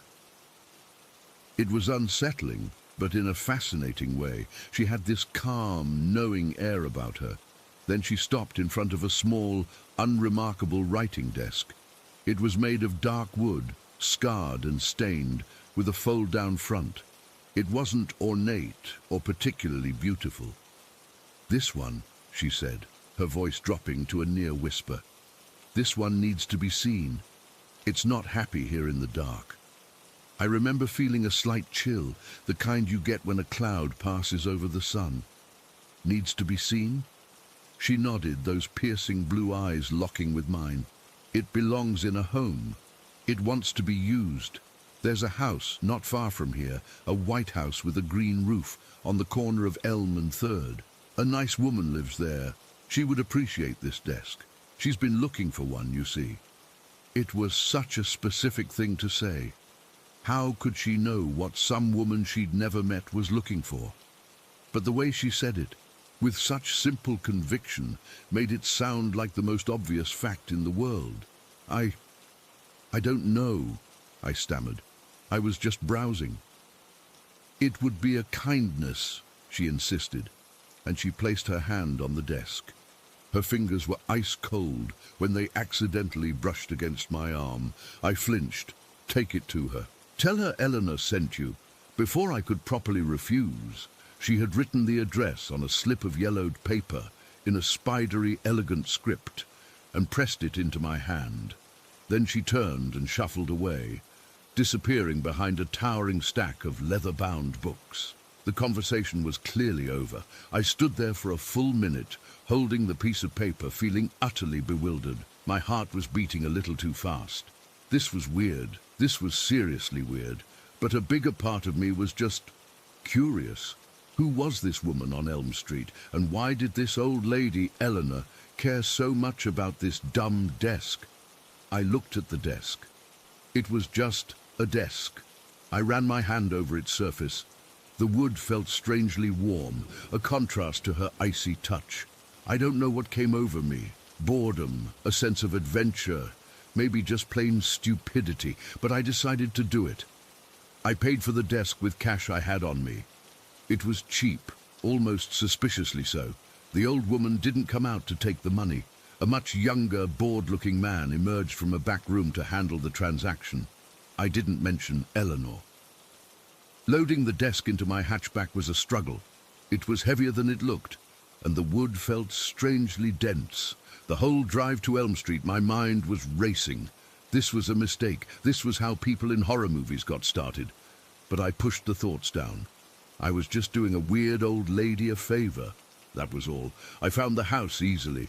It was exactly as she described, a neat, well-kept white house with a dark green roof sitting on the corner. It looked normal, lived in. There were flower beds out front and a kid's bicycle lying on its side in the driveway. This wasn't a haunted house. This was a family home. I took a deep breath, walked up the porch steps, and rang the doorbell. A woman answered after a moment. She looked to be in her late 40s, with a kind, tired face, and her hair pulled back in a messy ponytail. She was wiping her hands on a dish towel. "Can I help you?" she asked, her tone friendly but cautious. Suddenly, I felt like a complete idiot. How was I supposed to explain this? "Hi, a ghostly old woman in an antique shop told me you needed a desk." Hi," I started, my face getting hot. This is going to sound really strange, but I was at Timeless Treasures, the antique shop, and, well, an older woman there, named Eleanor. She insisted I bring this writing desk to you. She said you'd been looking for one. I gestured lamely towards my car, where the desk was visible in the back. The woman's face changed instantly. All the color drained from it, leaving her skin a sickly gray. The friendly curiosity in her eyes vanished. Replaced by a wide, stark fear, she took a step back, her grip tightening on the door. "What did you say?" Her voice was a tight whisper. "Eleanor," I repeated, feeling more uneasy by the second. "She said her name was Eleanor. She told me to bring this desk to you." The woman shook her head, a quick, jerky motion. Her eyes were darting around now, not looking at me, but past me, into the street, as if checking for something. "That's not possible," she said, her voice trembling. "You need to go. Please, just go." "I'm sorry, I don't understand," I said, completely thrown. She was very insistent. She was an old woman.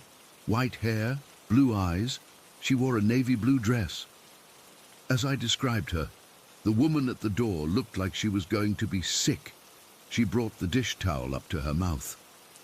"That was my grandmother," she whispered, the words muffled by the cloth.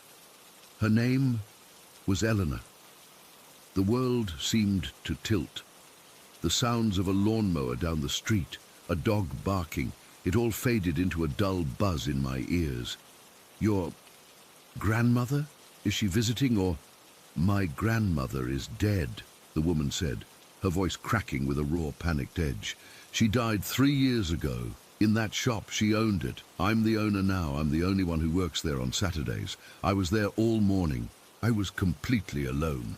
She was looking at me with pure, unadulterated terror, not like I was a threat, but like I was a messenger of something unspeakable, like I had just told her I'd seen a ghost. And in that moment I realized that's exactly what I had done. The chill that had started in the antique shop now flooded my entire body, a cold, heavy wave that settled deep in my bones. My mouth went dry. I couldn't speak. I just stood there on her porch, a stranger who had brought a piece of furniture and a message from a dead woman. "I'm alone," she repeated, her voice barely audible now. She was backing away, pulling the door shut. "I've been alone all day. Please, take the desk away. Just go." The door clicked shut. I heard the deadbolt turn, a solid final sound. I stood there for I don't know how long, just staring at the closed door. My heart was hammering against my ribs. My hands were shaking. I looked back at my car, at the desk sitting innocently in the back. That warm wood, the feeling that it wasn't happy in the dark. The way Eleanor's cold hand had felt on my arm. I stumbled back to my car, my legs feeling weak and uncoordinated. I got in and just sat there, gripping the steering wheel, trying to catch my breath. I looked at the house. The curtain in the front window twitched, and I saw the woman's pale, terrified face staring out at me for a split second before it disappeared. I drove home. I didn't know what else to do. I unloaded the desk and carried it into my garage, not wanting it in my house.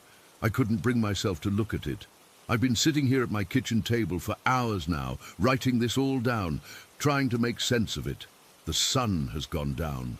The house is dark and quiet. Every little creak and groan of the settling wood makes me jump. I keep thinking about her eyes. Those sharp, intelligent, pale blue eyes that looked right through me. I keep thinking about the warmth of the desk and the ice of her touch. I keep hearing the shop owner's voice, trembling with a fear that was so real, so visceral. It's now my own. I saw a woman. I talked to her. I felt her hand on my arm. She gave me a task, and I completed it. And the only person who could confirm she was ever there at all looked at me like I had brought a curse to her doorstep. I don't know what she was. A ghost, a memory, a fragment of time that got stuck. I don't know why she chose me, or what she wanted with that desk. I don't know anything.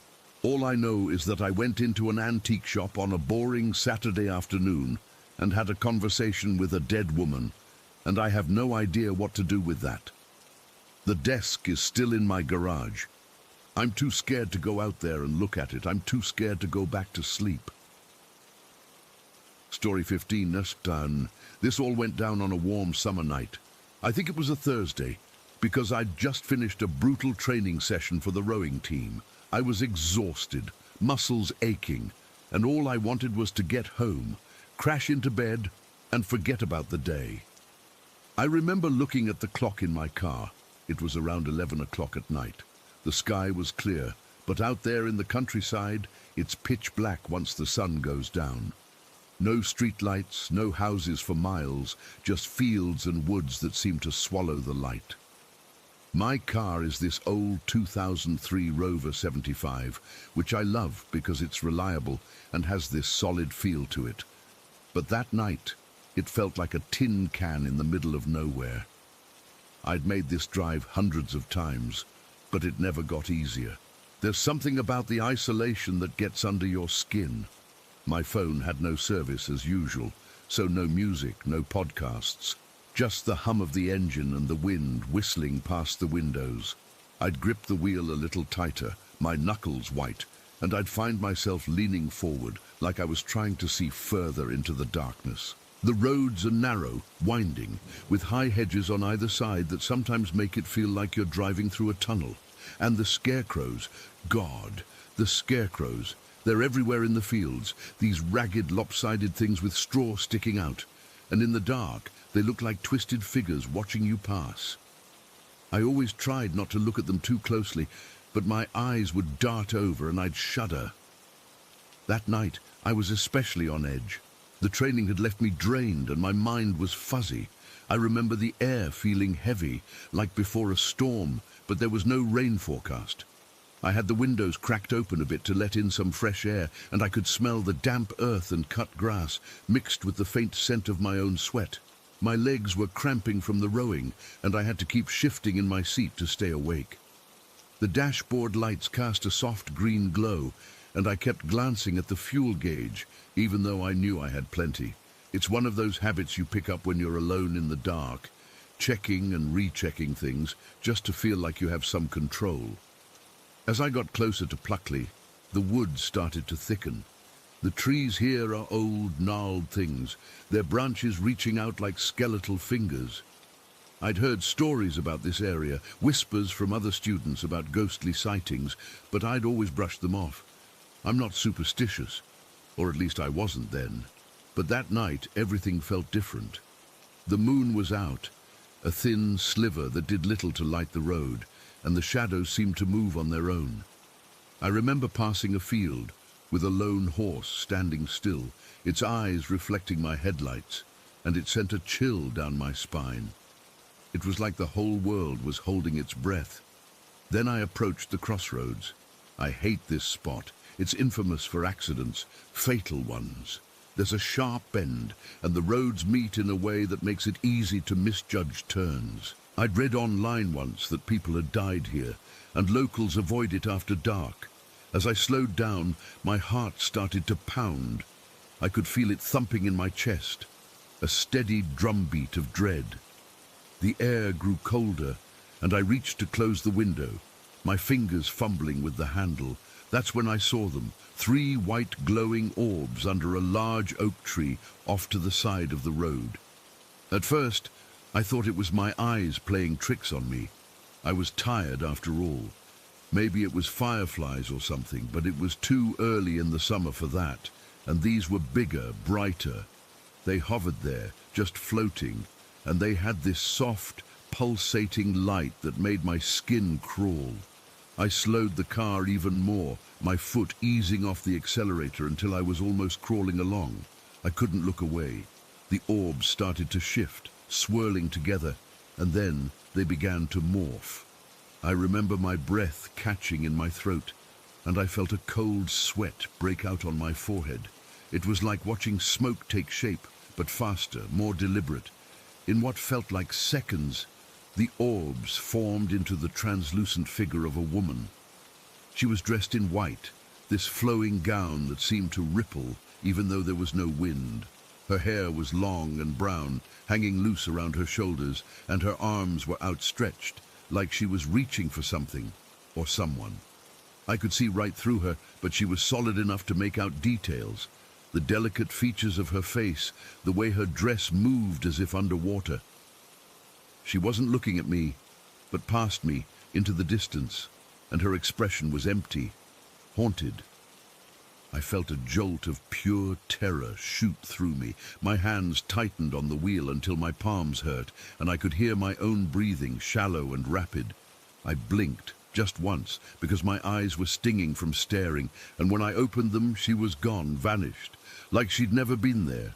The orbs were gone too, and the spot under the tree was just dark again. For a second, I thought I'd imagined it, but the fear was real, clawing at my insides. My heart was racing so fast I felt dizzy, and I had to swallow hard to keep from gagging. I whispered a prayer, something I hadn't done since I was a kid, just a muttered, "Please, no," under my breath. Then I slammed my foot on the accelerator, and the car lurched forward. I didn't look back. I couldn't. The rest of the drive was a blur. I drove in silence, the only sound the roar of the engine and the blood rushing in my ears. Every shadow seemed to move. Every tree looked like it might hide something. I kept checking the rearview mirror, half expecting to see her following me, but there was nothing. The road stretched on, dark and empty, and I pushed the car faster than I should have, taking corners too sharply, my tires skidding on the loose gravel at the edges. I remember my hands shaking so badly I had to grip the wheel with both hands to keep it steady. The warmth of the summer night felt gone, replaced by a deep, penetrating cold that seeped into my bones. When I finally pulled into my parents' driveway, I sat there for a long time, just staring at the house lights. My whole body was trembling, and I had to take deep breaths to calm down. I kept replaying it in my head, the orbs, the woman, the way she disappeared. It felt too real to be a hallucination. I'd been tired before, but never like that. Never seen anything that vivid. I got out of the car, my legs wobbly, and I remember looking up at the sky, half expecting to see those orbs again, but it was just stars, distant and indifferent. I didn't sleep much that night. Every time I closed my eyes, I saw her, that pale, ghostly figure with her arms outstretched. I thought about the crossroads, how it's a place where suicides and criminals were buried back in the day, to deny them peace. I'd heard that from some local law, but I'd never given it much thought until then. Now it made sense in a horrible way. That woman, if she was real, must have been one of them, trapped there forever. Since that night, my drives have changed. I grip the wheel tighter, accelerate faster through Pluckley, and I avoid looking at the shadows. I still don't know what I saw, if it was a trick of the light, my exhaustion, or something else, but it felt real, and it left me with this lingering doubt, this fear that maybe there's more out there than we think. I've never seen her again, but I'm always watching, always waiting, and sometimes, on quiet nights, I can still feel that cold dread, like a ghost, breathing down my neck. Story 16.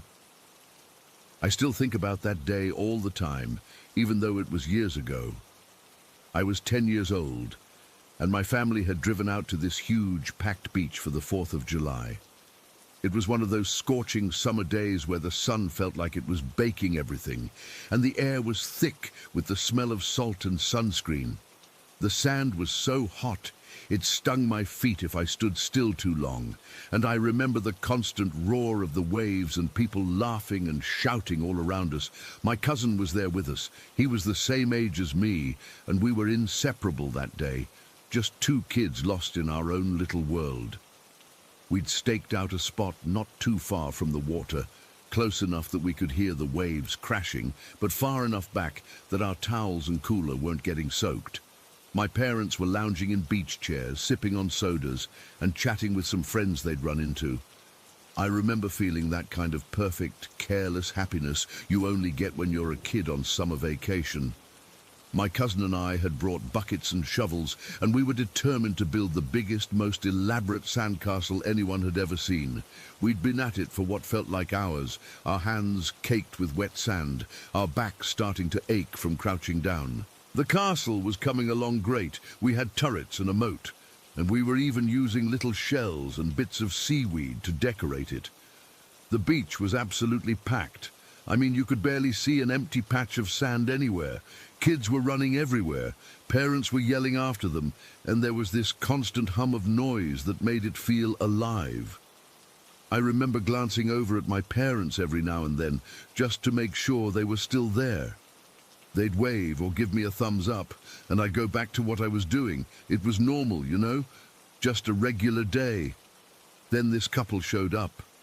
I didn't notice them at first because there were so many people around, but eventually I saw them out of the corner of my eye.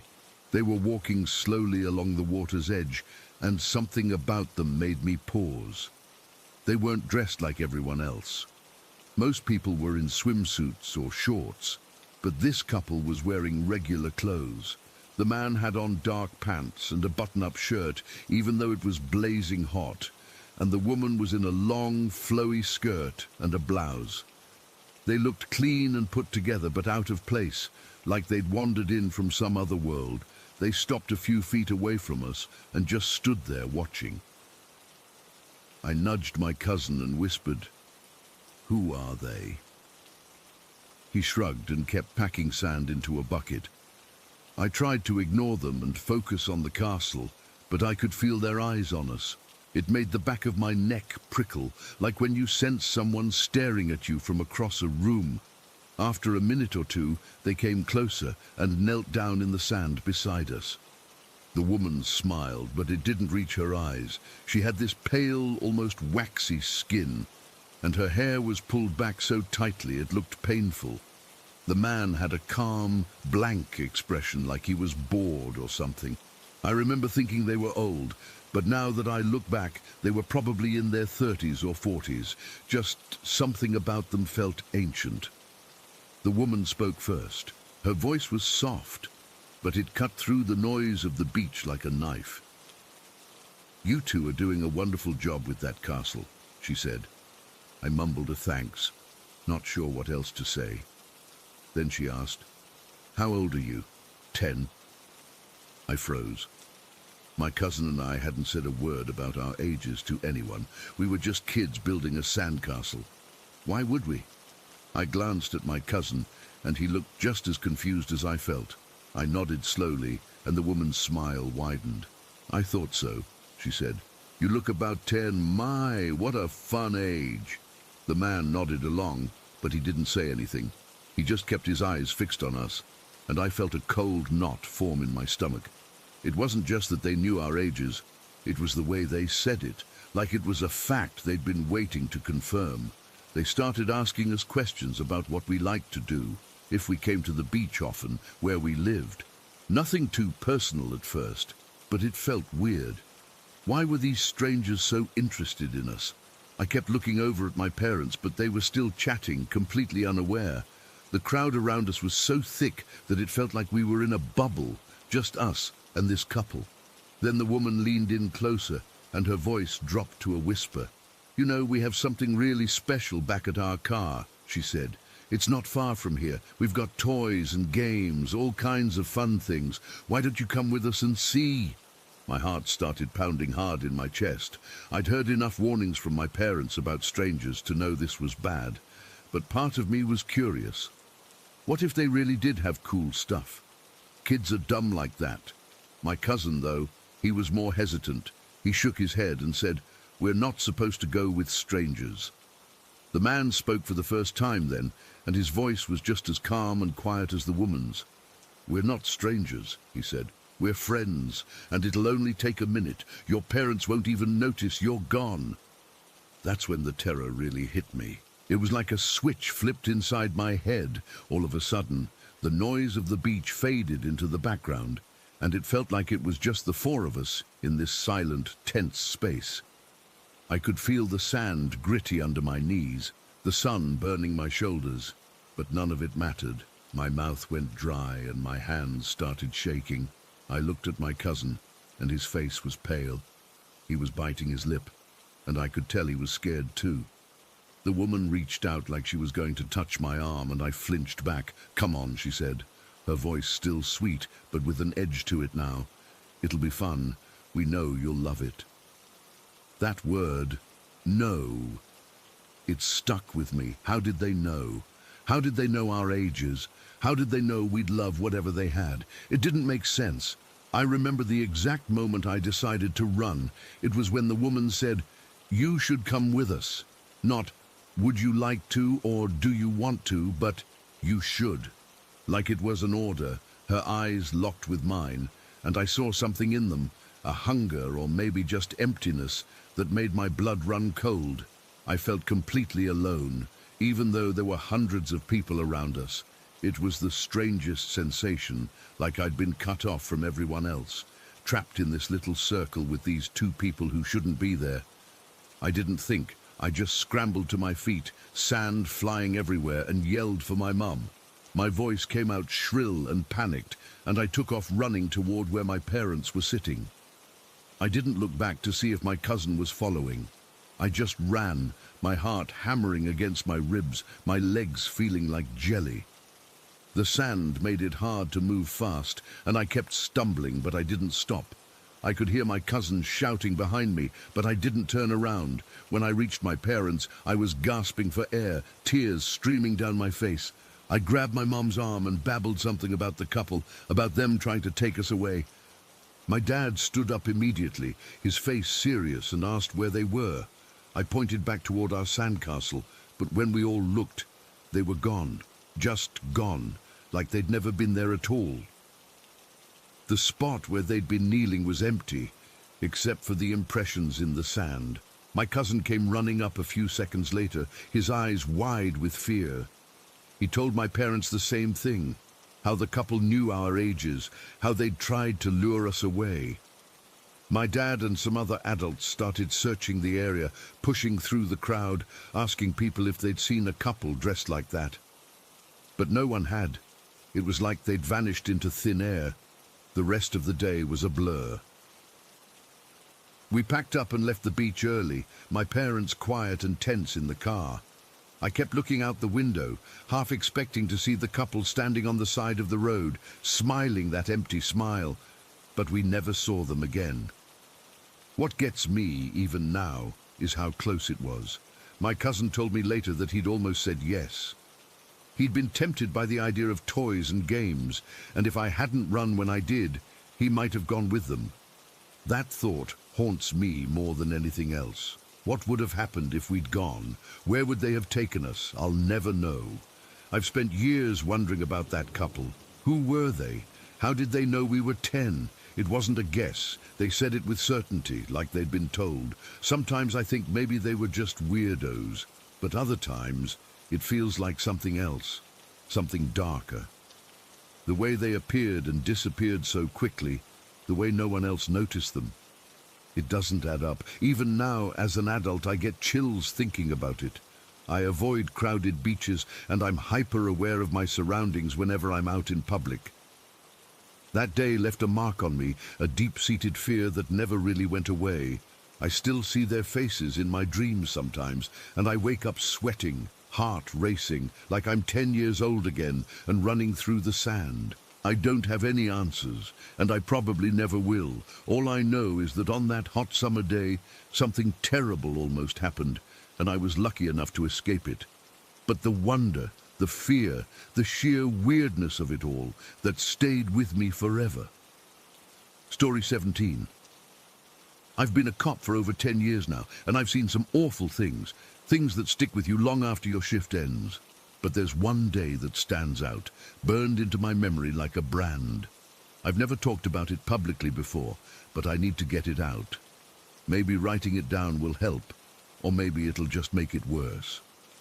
Either way, here goes. It was a Thursday. I remember that much because Thursdays are usually quiet in my precinct. The week is winding down, people are tired, and calls tend to be routine. I was on the night shift, which I actually prefer. Less traffic, fewer people around, just you and the dark. My partner that night was a guy I'd worked with a few times. We'll call him Ray because that's not his real name, and I don't want to drag anyone into this. Ray was a good cop, steady, didn't get rattled easily. We were cruising around, sipping coffee, talking about nothing in particular, sports maybe, or some TV show, when the call came in. Dispatch said it was a possible domestic disturbance at an old industrial building on the east side of town. That area's been run down for years, full of abandoned warehouses and half-collapsed factories. People squat there, deal drugs, you name it. We get calls from there all the time, but this one felt different from the start. The dispatcher's voice was tense, said neighbors reported screaming and banging sounds like someone was being hurt, not just arguing, real violence. We headed over, lights off, no siren, trying to keep it low-key. The drive took about 20 minutes. The night was cool, with a light drizzle that made the streets shine under the streetlights. I remember feeling a knot in my stomach, that gut feeling cops talk about. Ray noticed it too. He stopped joking and just stared out the window. When we pulled up to the address, it was this massive, crumbling brick building with boarded-up windows and graffiti everywhere. The place looked dead, but as we got closer, I saw the symbols. They were painted in bright red on the main door and the walls around it. Satanic stuff. Pentagrams, upside-down crosses, and other shapes I didn't recognize. They weren't sloppy like kids messing around. They were detailed, almost artistic, but in a way that made my skin crawl. I've seen gang tags and occult symbols before, but this was different. They looked fresh, the paint still glistening in the dim light from our car headlights. Ray muttered something under his breath, and I knew he felt it too. This wasn't just another drug den. We got out of the car, our footsteps echoing in the quiet street. The air smelled damp and sour, like rotting garbage and wet concrete. I could hear distant traffic, but here it was eerily silent. No birds, no people, just the soft patter of rain. We approached the door slowly, our hands on our holsters. The door was heavy wood, reinforced with metal strips, and it was locked tight. Ray tried the handle, but it didn't budge. That's when we heard it. A faint gurgling sound from inside, like someone struggling to breathe. My heart started pounding. I've been in situations where every second counts, but this felt urgent, like whatever was happening behind that door was life or death. I looked at Ray, and he nodded. I took a step back, aimed my foot and kicked the door right near the lock. The wood splintered with a loud crack, and the door swung inward, hitting the wall with a thud. Dust and debris flew everywhere, and for a second I couldn't see anything. Then the smell hit me. It was overwhelming, a mix of blood, sweat, and something metallic like copper, along with the sharp chemical stink of drugs. Meth, probably, or something worse. My eyes adjusted to the dim light inside, and that's when I saw him. A man, lying on the floor in the middle of the room, surrounded by what looked like a pool of blood. It was dark and thick, spreading out from under him, soaking into the grimy concrete floor. His jaw was dislocated, hanging at a sickening angle, like it had been wrenched out of place. Blood trickled from his mouth and nose, and his face was swollen and bruised, one eye swollen shut. He was barely moving, just twitching, and his hands were clutching at his throat as if he was trying to speak. But all that came out were these choked, gurgling sounds, wet and desperate. His eyes were wide open, locked on me, pleading in a way I'll never forget. It was pure terror, mixed with pain, and it made my stomach lurch. The room was a mess. Drug paraphernalia was scattered everywhere, needles, pipes, small bags of white powder, burnt spoons. But what stood out were the satanic symbols. They were drawn on the walls in what looked like blood, same as outside. But here they were more elaborate, circles within circles, strange words I couldn't read. And in the center of the room, a crude altar made of stacked crates with candles burned down to stubs. In the corner, I spotted a hammer lying on the floor, covered in blood and bits of hair. It was a standard claw hammer, the kind you'd find in any toolbox, but seeing it there in that context made it feel like a weapon of horror. I rushed over to the man, my boots slipping slightly in the blood. I dropped to my knees beside him, radioing for backup and an ambulance, my voice shaky. I could feel the stickiness of the blood through my pants, and the smell was so strong I had to fight back the urge to vomit. Up close, his injuries were even worse. His jaw wasn't just dislocated, it looked like it had been smashed. Bone fragments visible through the skin. His lips were split, and he was missing teeth. He was trying to form words, but his tongue was swollen, and the dislocated jaw made it impossible. All he could manage were these wet, gasping noises, like he was drowning in his own blood. He reached out and grabbed my arm, his fingers cold and trembling. His grip was weak, but it felt like a plea for help. I tried to reassure him, telling him help was on the way, but I don't think he could hear me over his own struggling. His eyes never left mine, and in them I saw something beyond pain, a kind of recognition, like he knew why this had happened to him. It was then that I started to piece it together. The symbols, the hammer, the drug setup. This wasn't just random violence. It felt calculated, like revenge. Maybe he was a dealer who screwed over the wrong people, or maybe it was some kind of ritual punishment. I've seen enough in this job to know that when drugs and cult stuff mix, things get ugly fast. People do horrible things in the name of justice or some twisted belief, and in that moment, I understood the emotions behind it. Not that I agreed with it, God no, but I could see the rage, the desperation that must have driven someone to do this. It was misguided, brutal, but it came from a place of deep anger, maybe even betrayal. As I knelt there waiting for backup, I noticed details that only someone who was there would remember. The way the blood had pooled in the cracks of the floor, forming little rivers that led to a drain in the corner. The sound of his breathing, each gasp a struggle, like he was fighting for every breath. The coldness of the room, despite the stuffy air, making me shiver. My own hands were trembling and I had to clench them to steady myself. I kept my eyes on his, trying to offer some comfort, but it felt useless. Backup arrived within minutes, followed by paramedics. The place suddenly filled with noise. Radio chatter, footsteps, the crackle of static. They took over, checking his vitals, trying to stabilize him. I stood up, my knees aching from kneeling in the blood, and stepped back to let them work.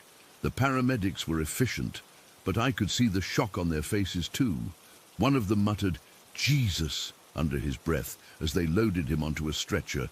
He was still making those gurgling sounds, softer now, like he was fading. Ray and I secured the scene, cordoning it off with tape, collecting evidence. We found more drugs stashed in a corner, along with some personal items. A wallet with no ID, a few dollars, a cheap phone, but no clear clues about who did this or why. The hammer was bagged as evidence, and I couldn't stop staring at it, imagining the force it took to do that to a person's face. The satanic symbols seemed to mock us, their red lines stark against the dirty walls.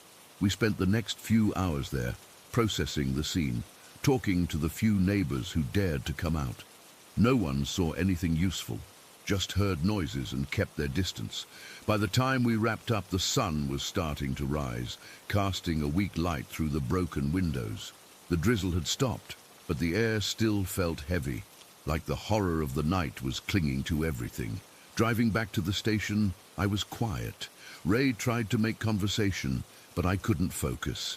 All I could think about was that man's eyes, the way he looked at me, and the understanding that this was someone's idea of payback. It left me shaken in a way I hadn't felt in years. I've dealt with murders, assaults, all sorts of crimes, but this was different because it felt personal, not just criminal. It was raw, human emotion turned into violence, and it made me question how thin the line is between justice and vengeance. I never found out what happened to that man. The hospital later said he was in critical condition, but they couldn't give details, and no one came forward to claim him. The case went cold, like so many others in that part of town, but I still think about it, especially on quiet nights. The image of him lying there, trying to speak, haunts me. I can still smell the blood, hear the gurgling, feel the cold grip of his hand on my arm, and that's where it ends. I don't have any answers, no grand revelation. It's just something that happened, something I lived through, and it left me with a chill that never really goes away. I can't explain why it affects me so much, but it does. Maybe because it showed me how easily people can cross that line, and how, in a twisted way, I understood it. But understanding doesn't make it any less terrifying. Story 18. I've never been the type to believe in ghost stories. I mean, I've watched the movies, heard the campfire tales, but it was always just entertainment. Something to give you a little thrill before you go back to your normal, boring life. But my aunt's house, that place has always been different for me. It's where the line between what's real and what isn't just sort of smudges. And the thing is, for the longest time, it was just my secret. Now, it's not. And what happened last Tuesday, I still can't get my head around it. I don't think I ever will. I was over there to help my aunt pack up some of my late uncle's old stuff from the attic. It was a job she'd been putting off for years, and I had a day off work. The weather was that kind of dull, flat grey that makes everything feel quiet and heavy. No sun, but no rain either. Just still. I pulled into the driveway just after 10 in the morning. The house is this old two-story colonial with dark green shutters that always seem to need a fresh coat of paint. It's nestled under a couple of big oak trees, so even on a bright day, it feels a little shaded.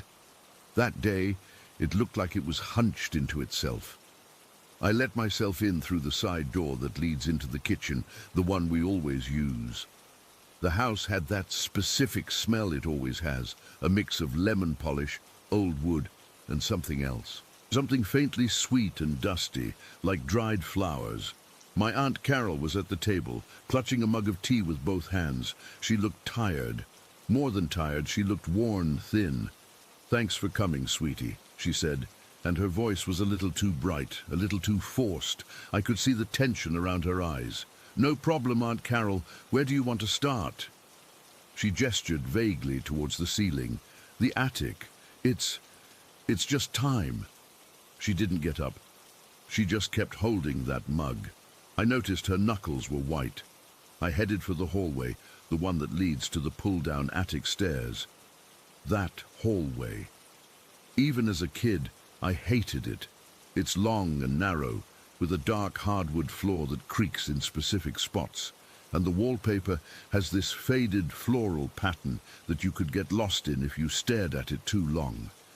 The light from the single window at the far end never seems to reach the middle, leaving it in a permanent twilight. When I was maybe 7 or 8, I started seeing things here. Not full-bodied apparitions or anything you see in movies.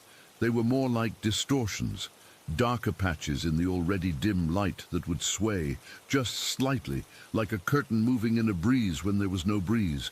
They had no faces, no features, just a sense of density. A presence. I'd tell my mom I saw shadows, and she'd just say it was my imagination, that the house was old and full of funny angles, but I always knew they were watching me. I pushed the memory away and reached up, tugging on the cord for the attic stairs. They unfolded with a groaning shriek of springs that echoed in the quiet house, a puff of dust, and that same sweet, dry smell wafted down. I climbed up, the steps bowing under my weight. The attic was exactly what you'd expect, stiflingly hot, even on a cool day, filled with the ghostly shapes of furniture under white sheets and stacks of cardboard boxes, turning soft with age. The only light came from a single grimy bulb hanging from a beam. I switched it on, and it cast a weak, yellowy glow that just made the shadows in the corners deeper. I started with a box near the stairs labeled Jim's Books. Jim was my uncle. He died when I was a teenager. As I lifted the flap, a cloud of dust made me cough. That's when I heard it. Not from the attic, but from down below, faint but clear. A whisper. It wasn't a single voice. It was like two people whispering to each other, a soft, sibilant hiss that seemed to come from the hallway right below me. My whole body went cold. I knew that sound. I'd heard it before, in high school. I was about 16, spending the night in the guest room. I was on the phone with my boyfriend, complaining about some drama at school. We'd just hung up and the room was totally silent. Then, from right next to my ear, a voice, clear as day, a man's voice, low and curious, asked, "Who are you talking to?" I'd frozen solid. My heart was hammering so hard I thought it would crack my ribs. I was completely, utterly alone. I never told anyone. Who would believe me? And now, years later, that same feeling of icy dread washed over me in the attic. I held my breath, listening. The whispering stopped. The house was silent again, except for the faint hum of the refrigerator downstairs. I tried to shake it off. It's an old house, I told myself. It settles. It makes noises. I went back to the box, pulling out old paperback westerns and hardcover histories. My hands were trembling. I was so focused on trying to act normal, to not freak myself out, that I didn't notice the temperature drop at first. It was gradual. 1 minute I was sweating. The next, a deep, penetrating cold was seeping into my bones. It was localized right around the box I was working on. The air felt thick and still. Then I heard the whispers again, closer this time, right at the top of the attic stairs. I couldn't make out words, but the rhythm was conversational. Back and forth. HSSS dash HSS dash HSSS HSSS dash HSS. I slowly turned my head. There was nothing there, just the dark moor of the stairwell leading down into the house. But the whispering was unmistakable. It was coming from the empty space. My skin prickled all over, a cold sweat breaking out on the back of my neck. This was different from when I was a kid. The dark figures were just there. They were passive, This felt active, intentional. I remembered another time, a few years after the "who are you talking to" incident. I was in the living room with my friend Sarah, scrolling through Netflix on our laptops, trying to pick a movie. We were the only ones in the house. From the hallway, a child's voice, bright and cheerful, called out, "Can I pick?" Sarah and I had both looked at each other, our eyes wide. "Was that your cousin?" she'd asked. My little cousin wasn't due over for hours. "No," I'd said, my voice barely a whisper. We'd sat there, frozen, for a full minute before nervously laughing it off, deciding it must have been the TV from another room, even though we both knew it wasn't. We never talked about it again. Sitting in the attic, with these new whispers coiling up the stairs, that memory didn't feel funny anymore. It felt like a warning I hadn't understood. I had to get out of there. The cold was making my teeth want to chatter. I stood up, my legs feeling like rubber, and made my way to the stairs. As I started down, the whispering stopped abruptly.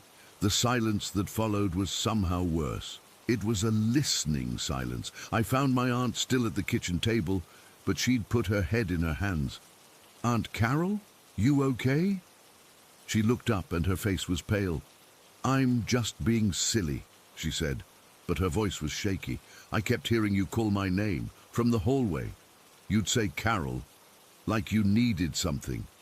I went to look twice, but you were still up in the attic." A cold knot tightened in my stomach. She was hearing things now, too. It wasn't just me anymore. "I didn't call you," I said softly. She just nodded like she already knew. "It's this house," she whispered. "It's been chatty lately." Chatty. The word was so normal, so utterly domestic, that it made the whole thing 10 times more terrifying. This wasn't a poltergeist throwing plates. This was something that was mimicking us, interacting with us, settling into our lives. We decided to take a break and have some lunch. We were in the kitchen eating quiet sandwiches when my cousin Melissa called. Aunt Carol put her on speakerphone. "Mom, are you okay?" Melissa's voice was tight with anxiety. "I'm fine, honey. What's wrong?"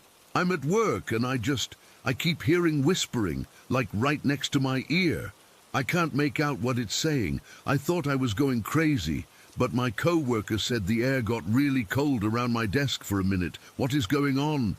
My aunt and I locked eyes. The fear in the room was a physical thing, thick and suffocating. It wasn't confined to the house anymore. It was following us. After we got off the phone with a very freaked out Melissa, the atmosphere in the house changed. The air felt heavier, charged. The shadows in the hallway seemed darker, more solid. We tried to go back to packing, but we stayed together on the first floor, not daring to go back to the attic.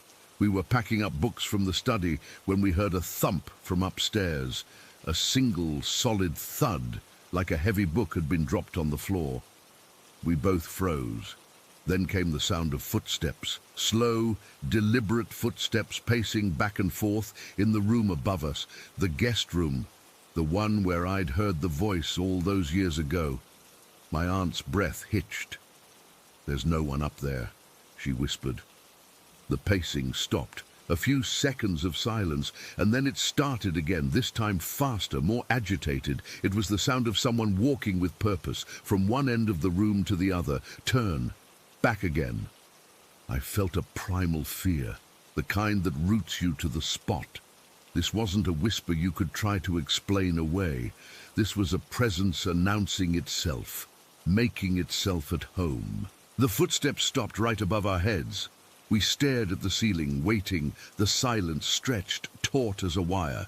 Then a new sound, a faint, scratching noise. It was coming from the hallway. It wasn't the random scritch of a mouse in the walls. This was slow, deliberate, like a fingernail being dragged along the wallpaper. Scritch, scratch, scritch. It was moving. Down the hallway, towards the kitchen. I grabbed my aunt's arm. We were both trembling. The sound reached the kitchen doorway and stopped. We were staring at the empty doorway, at the space where just a sound was waiting. The air in the kitchen dropped 10 degrees in an instant. My breath misted in front of my face. The scratching started again, but this time it wasn't on the wall. It was on the kitchen table, right in front of us. On the wooden surface, we could see nothing, but we could hear it perfectly. Scritch, scratch, scritch. It was writing something. We watched, paralyzed, as an invisible nail etched a message we couldn't see onto the wood. The sound was unbearably loud in the silent, freezing kitchen. It went on for maybe 15 seconds, and then it stopped. The cold vanished. The air returned to its normal temperature. The house was silent. My aunt let out a choked sob. We both stared at the table. There were no marks, nothing, just the smooth, worn wood. That was the moment I truly understood. This wasn't a haunting in the traditional sense. It wasn't a residual echo of the past. This was intelligent. This was something that knew we were here, that was aware of us, that was communicating, and it was getting bolder. The shadows I saw as a kid, the whispers, the voices, my aunt hearing her name, my cousin at her job, it was all building to this. They were testing the waters, seeing how much they could do, how much we would notice. And now they knew we saw them. The whisper from years ago echoed in my head. Does she see us? Not yet. Well, we saw them now, and they knew it. We left the house right then. We didn't pack another thing. We just got in our cars and drove away. I looked back once, and in the upstairs window of the guest room, I saw it. Not a shadow this time, but a defined, dark shape, standing perfectly still, looking out, watching us leave. I've been staying at my apartment since then. The lights are all on. I jump at every little sound. My aunt is staying with Melissa. We don't talk about it much. What is there to say?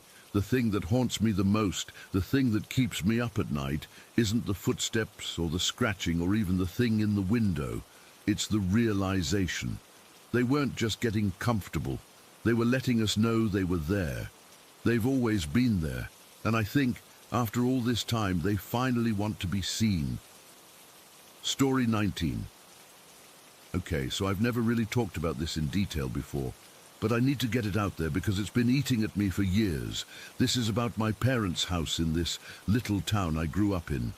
It's one of those places where everyone knows everyone and nothing much happens. But our house, it's different. I moved out a while back, but every time I visit, something feels off, like the air is heavier, and I always leave with a pounding headache and this weird drained feeling, like all my energy's been sucked out. But there was this one day, about 5 years ago, that still haunts me. It was a Saturday in early October. I remember because the leaves were just starting to turn, and the air had that crispness that makes you want to curl up with a blanket. I'd driven over to help my mum with some stuff around the house since Dad wasn't feeling great. Another thing tied to that place. I pulled into the driveway around 10 in the morning, and right away I felt it. That familiar tension creeping up my neck. The house is an old 2-story with peeling white paint and a big porch that sags in the middle. And out front there are these rose bushes. They're not your normal pretty roses. They're twisted and overgrown, with thorns as long as my thumb, and they've always been there, even before my parents bought the place.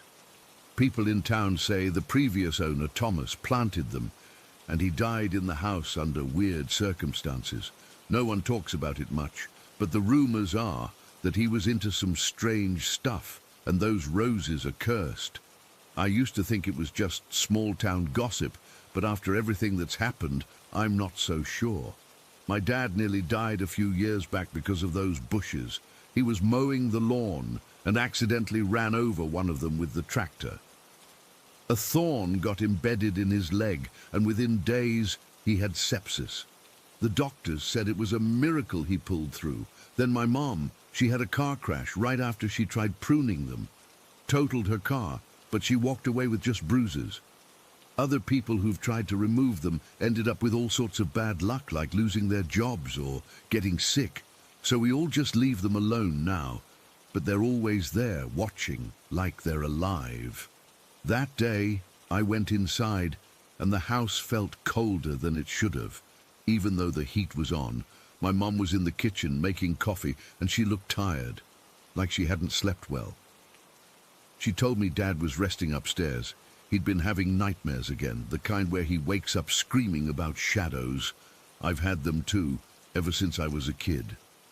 Sleep paralysis, where you're awake but can't move, and you feel this weight on your chest, like something's holding you down.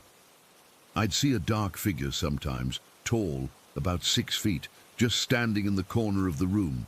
It never had a face, just this deep blackness that felt angry.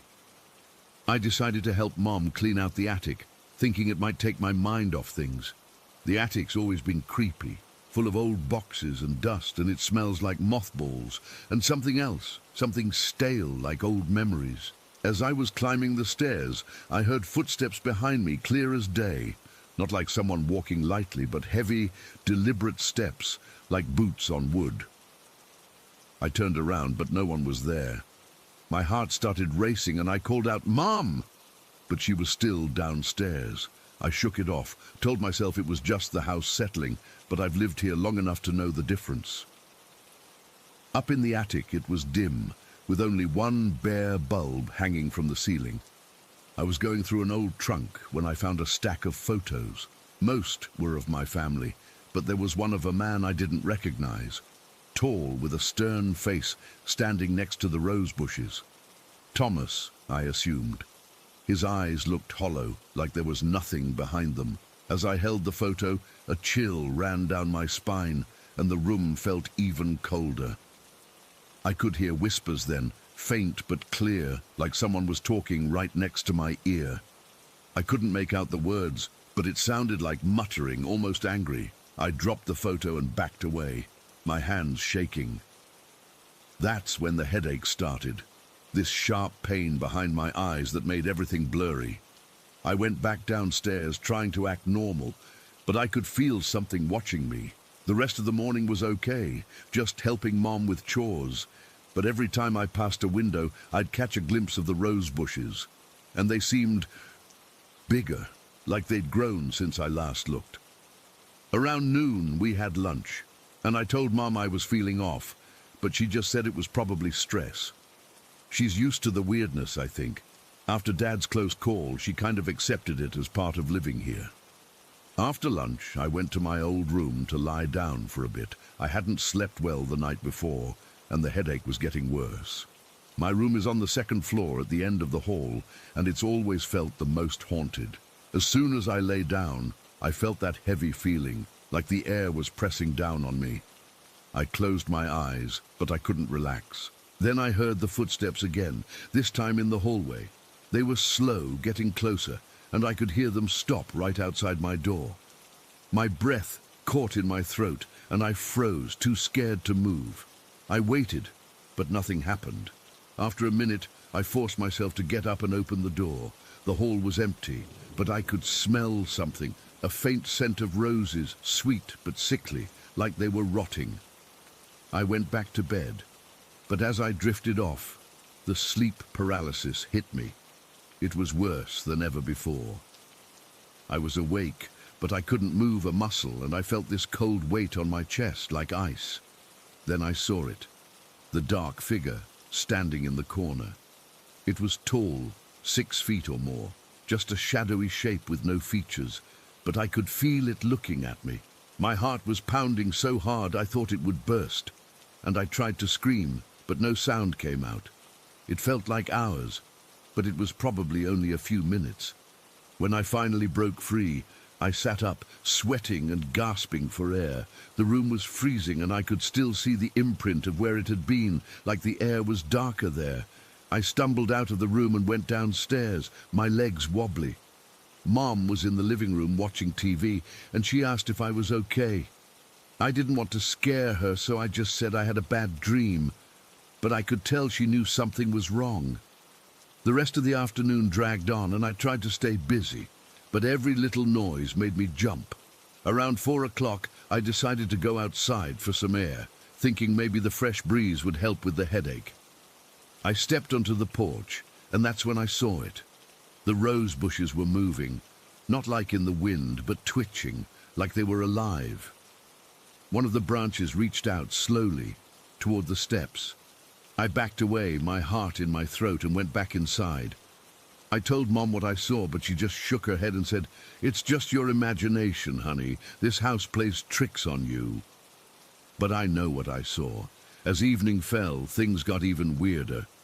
The whispers came back, louder this time, and I could almost make out words, something like "stay" or "mine." I felt drained, like I'd run a marathon, and the headache was now a full-blown migraine, pulsing behind my eyes. I decided to leave early, but when I went to get my keys, they weren't where I left them. I searched the house, and that's when I heard a crash from the basement. The basement is the worst part of the house, damp, dark, and full of junk. I never go down there alone, but I had to find my keys. I grabbed a flashlight and headed down, each step creaking under my weight. The air was thick with the smell of mold and that same rotten rose scent. At the bottom, I shone the light around and I saw it. The dark figure, standing by the old furnace. It was clearer than ever, a solid black shape that seemed to absorb the light. I froze, my breath catching, and then it moved toward me. Not walking, but gliding, like it was floating. I turned and ran back up the stairs, my heart hammering against my ribs. I didn't look back until I was at the top, and when I did, the basement door was closed, but I could hear scratching from the other side, like nails on wood. I found my keys on the kitchen table. I must have left them there earlier. I didn't even say goodbye to Mom. I just ran out to my car and drove away as fast as I could. The whole way home, I felt like something was following me, and the headache didn't let up until I was miles away. That was the last time I stayed at the house for more than a few hours. Now, whenever I visit, I get those migraines and feel completely drained, like the ghost of Thomas is still there, clinging to me. I don't know why it's attached to those rose bushes or what it wants, but that day, it felt like it was trying to keep me there. I never found out what made the crash in the basement or what the scratching was, and I don't think I ever will. To this day, I can't explain any of it, and I still get chills thinking about that dark figure and those cursed roses. It's like a part of me never really left that house. Story 20. So I've been sitting on this for a while, and I don't really know why I'm typing it out now. Maybe because it's one of those things that just sticks with you, and every time I see snow or think about road trips, it all comes rushing back. I was studying abroad in Japan, which was amazing most of the time. The food, the people, everything was so new and exciting. But this one weekend, a couple of friends and I decided to drive out to see Mount Fuji. It was spring, so we figured the weather would be mild, maybe a little chilly, but nothing crazy. We'd heard so much about how beautiful it is up close, and we were all pumped for a little adventure. We set out early that morning from Tokyo, around 7 o'clock. The sky was clear, a pale blue with a few wispy clouds, and the air had that crisp feel that makes you want to be outside. I was in the passenger seat, one friend driving and another in the back. We'd rented this compact car, nothing fancy, but it felt sturdy enough. The plan was to drive a couple of hours, maybe stop for lunch somewhere with a view, and then head back before dark. Simple, right? That's what we thought. The drive started off fine. We were laughing, playing music, just enjoying the scenery as we left the city behind. The roads were winding but well maintained, cutting through little towns and past rice fields that were just starting to turn green. We could see Mount Fuji in the distance, its peak still covered in snow, looking like a postcard. It was so peaceful, and I remember thinking how lucky we were to be there. But then, around mid-morning, things started to change. The sky began to cloud over, turning from blue to a dull grey. At first, it was just a few clouds, but within an hour, it was completely overcast. The temperature dropped fast. I could feel it even inside the car. We had the heat on, but I started shivering, pulling my jacket tighter around me. My friend driving, he tightened his grip on the wheel, and we all got quiet. The radio was still on, but no one was really listening anymore. Then the snow started. Not just a light flurry, but heavy, fat flakes that came down so thick and fast that it was like driving through a white curtain. The wind picked up, howling against the windows, and the road ahead became a blur. We slowed down to a crawl, maybe 20 miles an hour, but even that felt too fast. The road was slick, covered in a layer of slush that made the tires slip every time we went around a bend. I could feel the car fishtailing slightly, that uneasy sway that makes your stomach drop. My heart was pounding, and I kept grabbing the door handle, my knuckles white. We were on this mountain road, narrow and winding, with steep drops on one side. No guardrails in some spots, just a sheer drop into nothing. I've never been great with heights, and every time we slid, I'd hold my breath waiting for the tires to catch. Other cars were passing us, locals, I guess, and they all had tire chains. They'd zoom by, spraying slush onto our windshield, and I'd watch their taillights disappear into the whiteness. It made me feel even more isolated, like we were the only ones unprepared for this. We tried to check our phones for weather updates or a map, but there was no service. Nothing, just that little no signal icon staring back at me. Panic started to set in. We were alone out there, no way to call for help, and the snow wasn't letting up. I remember looking at my friends' faces. They were pale, eyes wide, and no one was saying much. We just kept driving, hoping to find a place to pull over or maybe a town nearby. After what felt like forever, we spotted a turnout ahead. It was just a small gravel area off to the side, big enough for a few cars. We pulled in, the tires crunching on the snow, and came to a stop. The engine was still running, and we sat there for a minute, just listening to the wind howl. Outside, the world was white and grey, the trees heavy with snow, and visibility was so low I could barely see 10 feet ahead. That's when we saw them. 2 men standing near the edge of the turnout, next to a beat-up truck with its hazards on.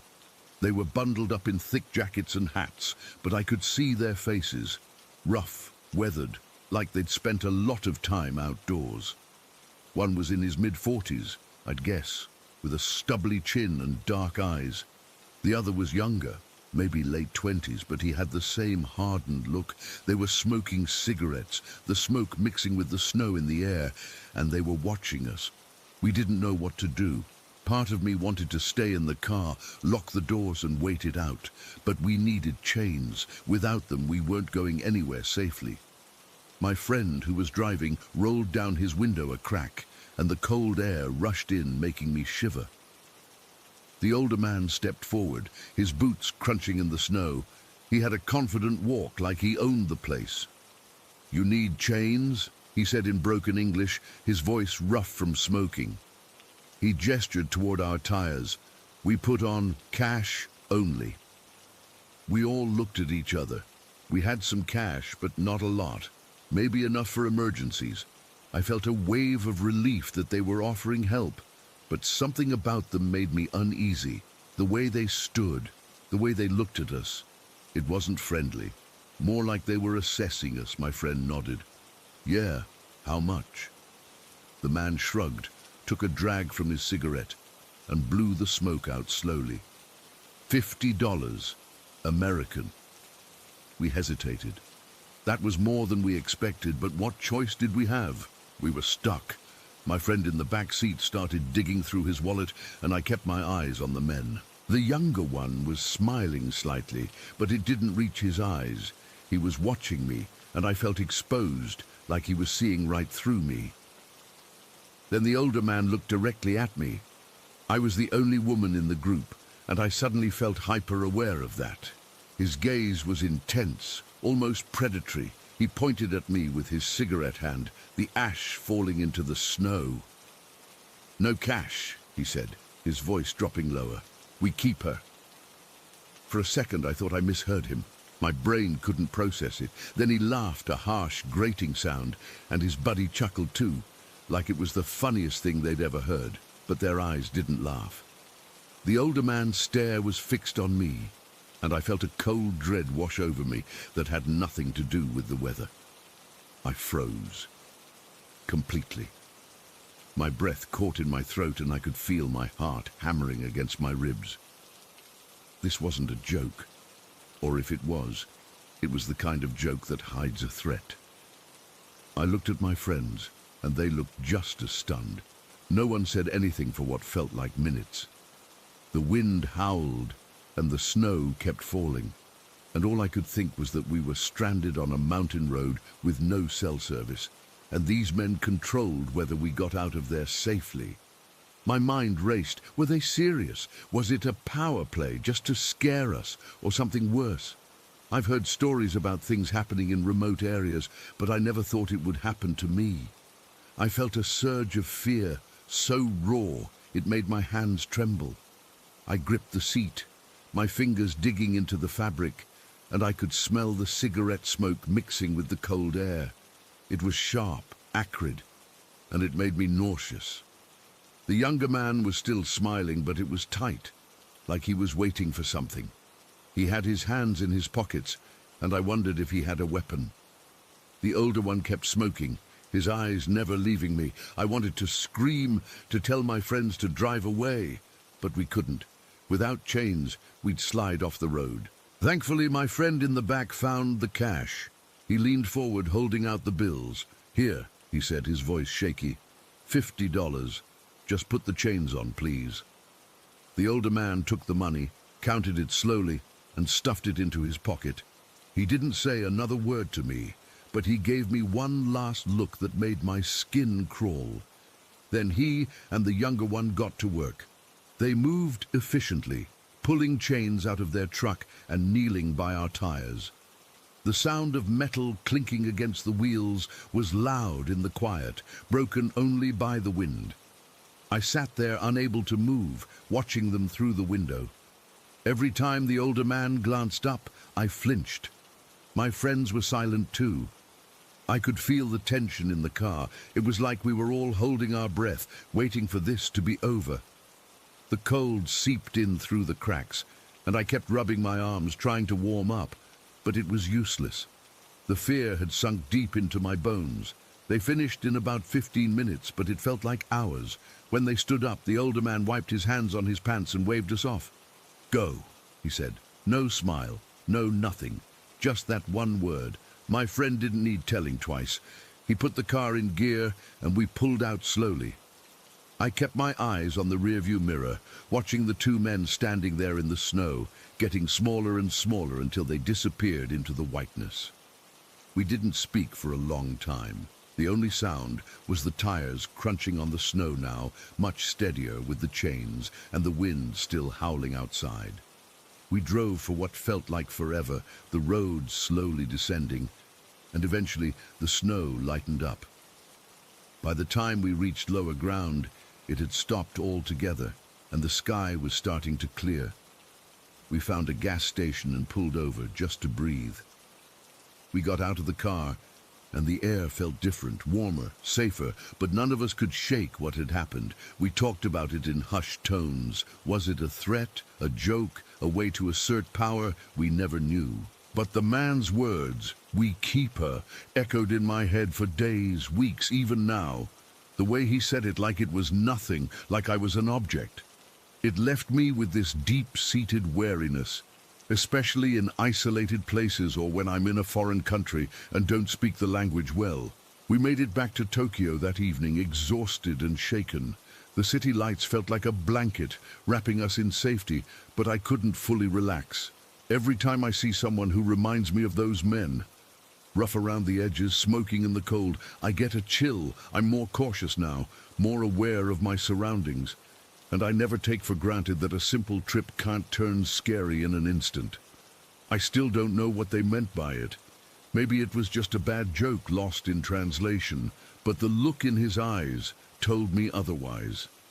It's one of those things that haunts you, not because something terrible happened, but because it could have. And that uncertainty, that feeling of being so vulnerable, is something I'll never forget. Story 21. Okay, so I've never really shared this with anyone outside my family, but I guess I need to get it out there. We lived in this apartment in Okinawa for about a year, and it was supposed to be this great adventure. My husband's job had us moving around, and Okinawa sounded amazing with the beaches and the culture. But from the moment we stepped into that place, something felt off. Not in a big way at first, just little things that made the back of my neck prickle. I'm not someone who believes in ghosts or anything. Or at least I wasn't before all this happened, but what went down in that apartment, especially on one specific day during a typhoon, changed everything for me and my kids. I still get chills thinking about it, and it's been years now. The apartment was on the second floor of this old building, in a neighborhood that was mostly quiet, except for the occasional sound of kids playing or distant traffic. It had these sliding glass doors that led to a small balcony, and the walls were thin. You could hear neighbors sometimes, but mostly it was just us. My two sons were young back then, maybe around 8 and 10 years old, and they were usually loud and energetic, but in that place they'd get quiet for no reason.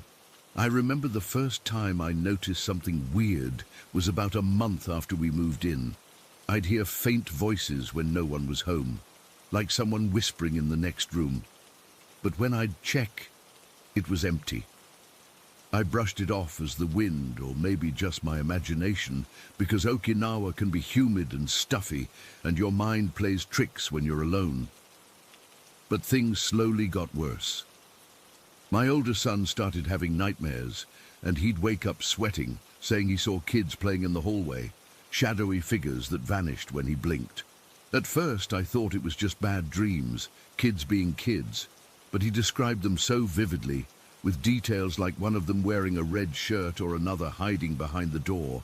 I'd check on him, and the hallway would be empty, but the air felt heavy, like something was pressing down on us. My younger son, who's usually fearless, began clinging to me more, especially at night. He'd say he heard giggling when he was trying to sleep, and I'd tell him it was probably the TV or something, but deep down, I knew it wasn't. Then came the day of the typhoon. I'll never forget it. It was a Saturday, and the weather had been building up all morning. The sky turned this weird shade of grey, and the wind started picking up, making the trees outside sway like they were dancing. We'd been through typhoons before in other places, so I wasn't too worried at first. I spent the morning securing the windows and making sure we had supplies like water and flashlights, just in case the power went out. The boys were antsy, cooped up inside, and I could tell the tension was getting to them.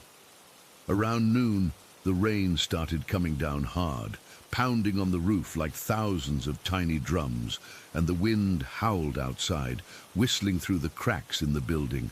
That's when the strange occurrences kicked into high gear. I was in the kitchen trying to make lunch when I heard what sounded like a child's voice calling out from the living room.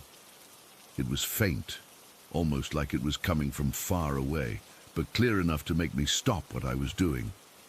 I called out, "Boys, is that you?" But they were both in their room, playing with toys. I went to check, and they looked up at me with wide eyes. They'd heard it too. My older son whispered, "Mom, who was that?" And I didn't have an answer. My heart was beating fast, and I felt this cold sweat on my forehead. I tried to laugh it off, saying it was probably the wind or the neighbors, but I knew it wasn't. The voice had sounded too close, too real. As the afternoon wore on, the typhoon intensified.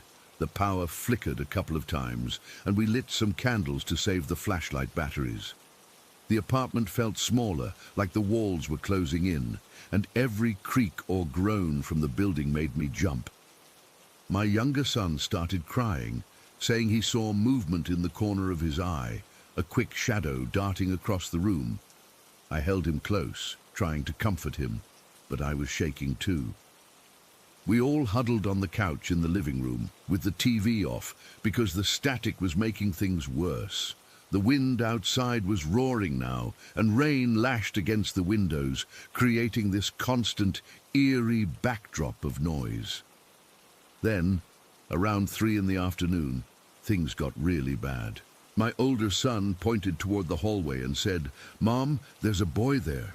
His voice was trembling, and when I looked, I didn't see anything at first, but then I felt it, a drop in temperature, like someone had opened a freezer door. The air grew cold, and I saw my breath misting in front of me. My son described the apparition. A small boy, maybe his age, standing by the bathroom door, just staring at us. He said the boy had dark hair and was wearing old-fashioned clothes like from decades ago.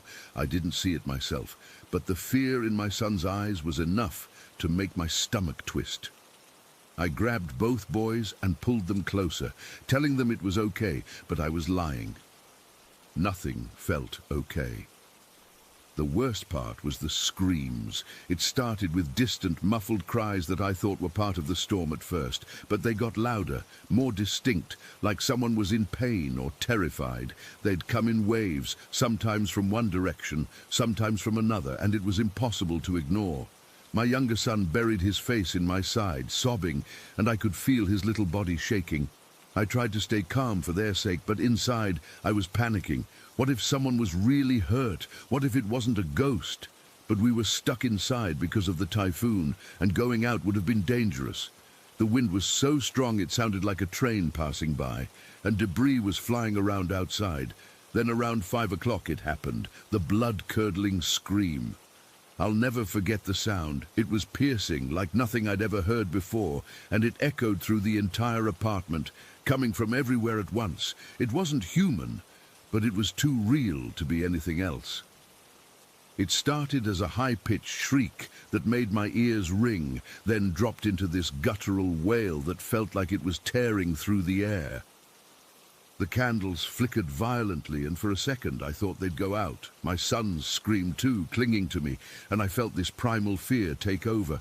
My heart was pounding so hard I could feel it in my throat, and my hands went numb. I remember shouting, "Who's there?" But there was no answer, just that awful silence after the scream, broken only by the storm outside. In that moment, I thought someone had broken in or something terrible had happened.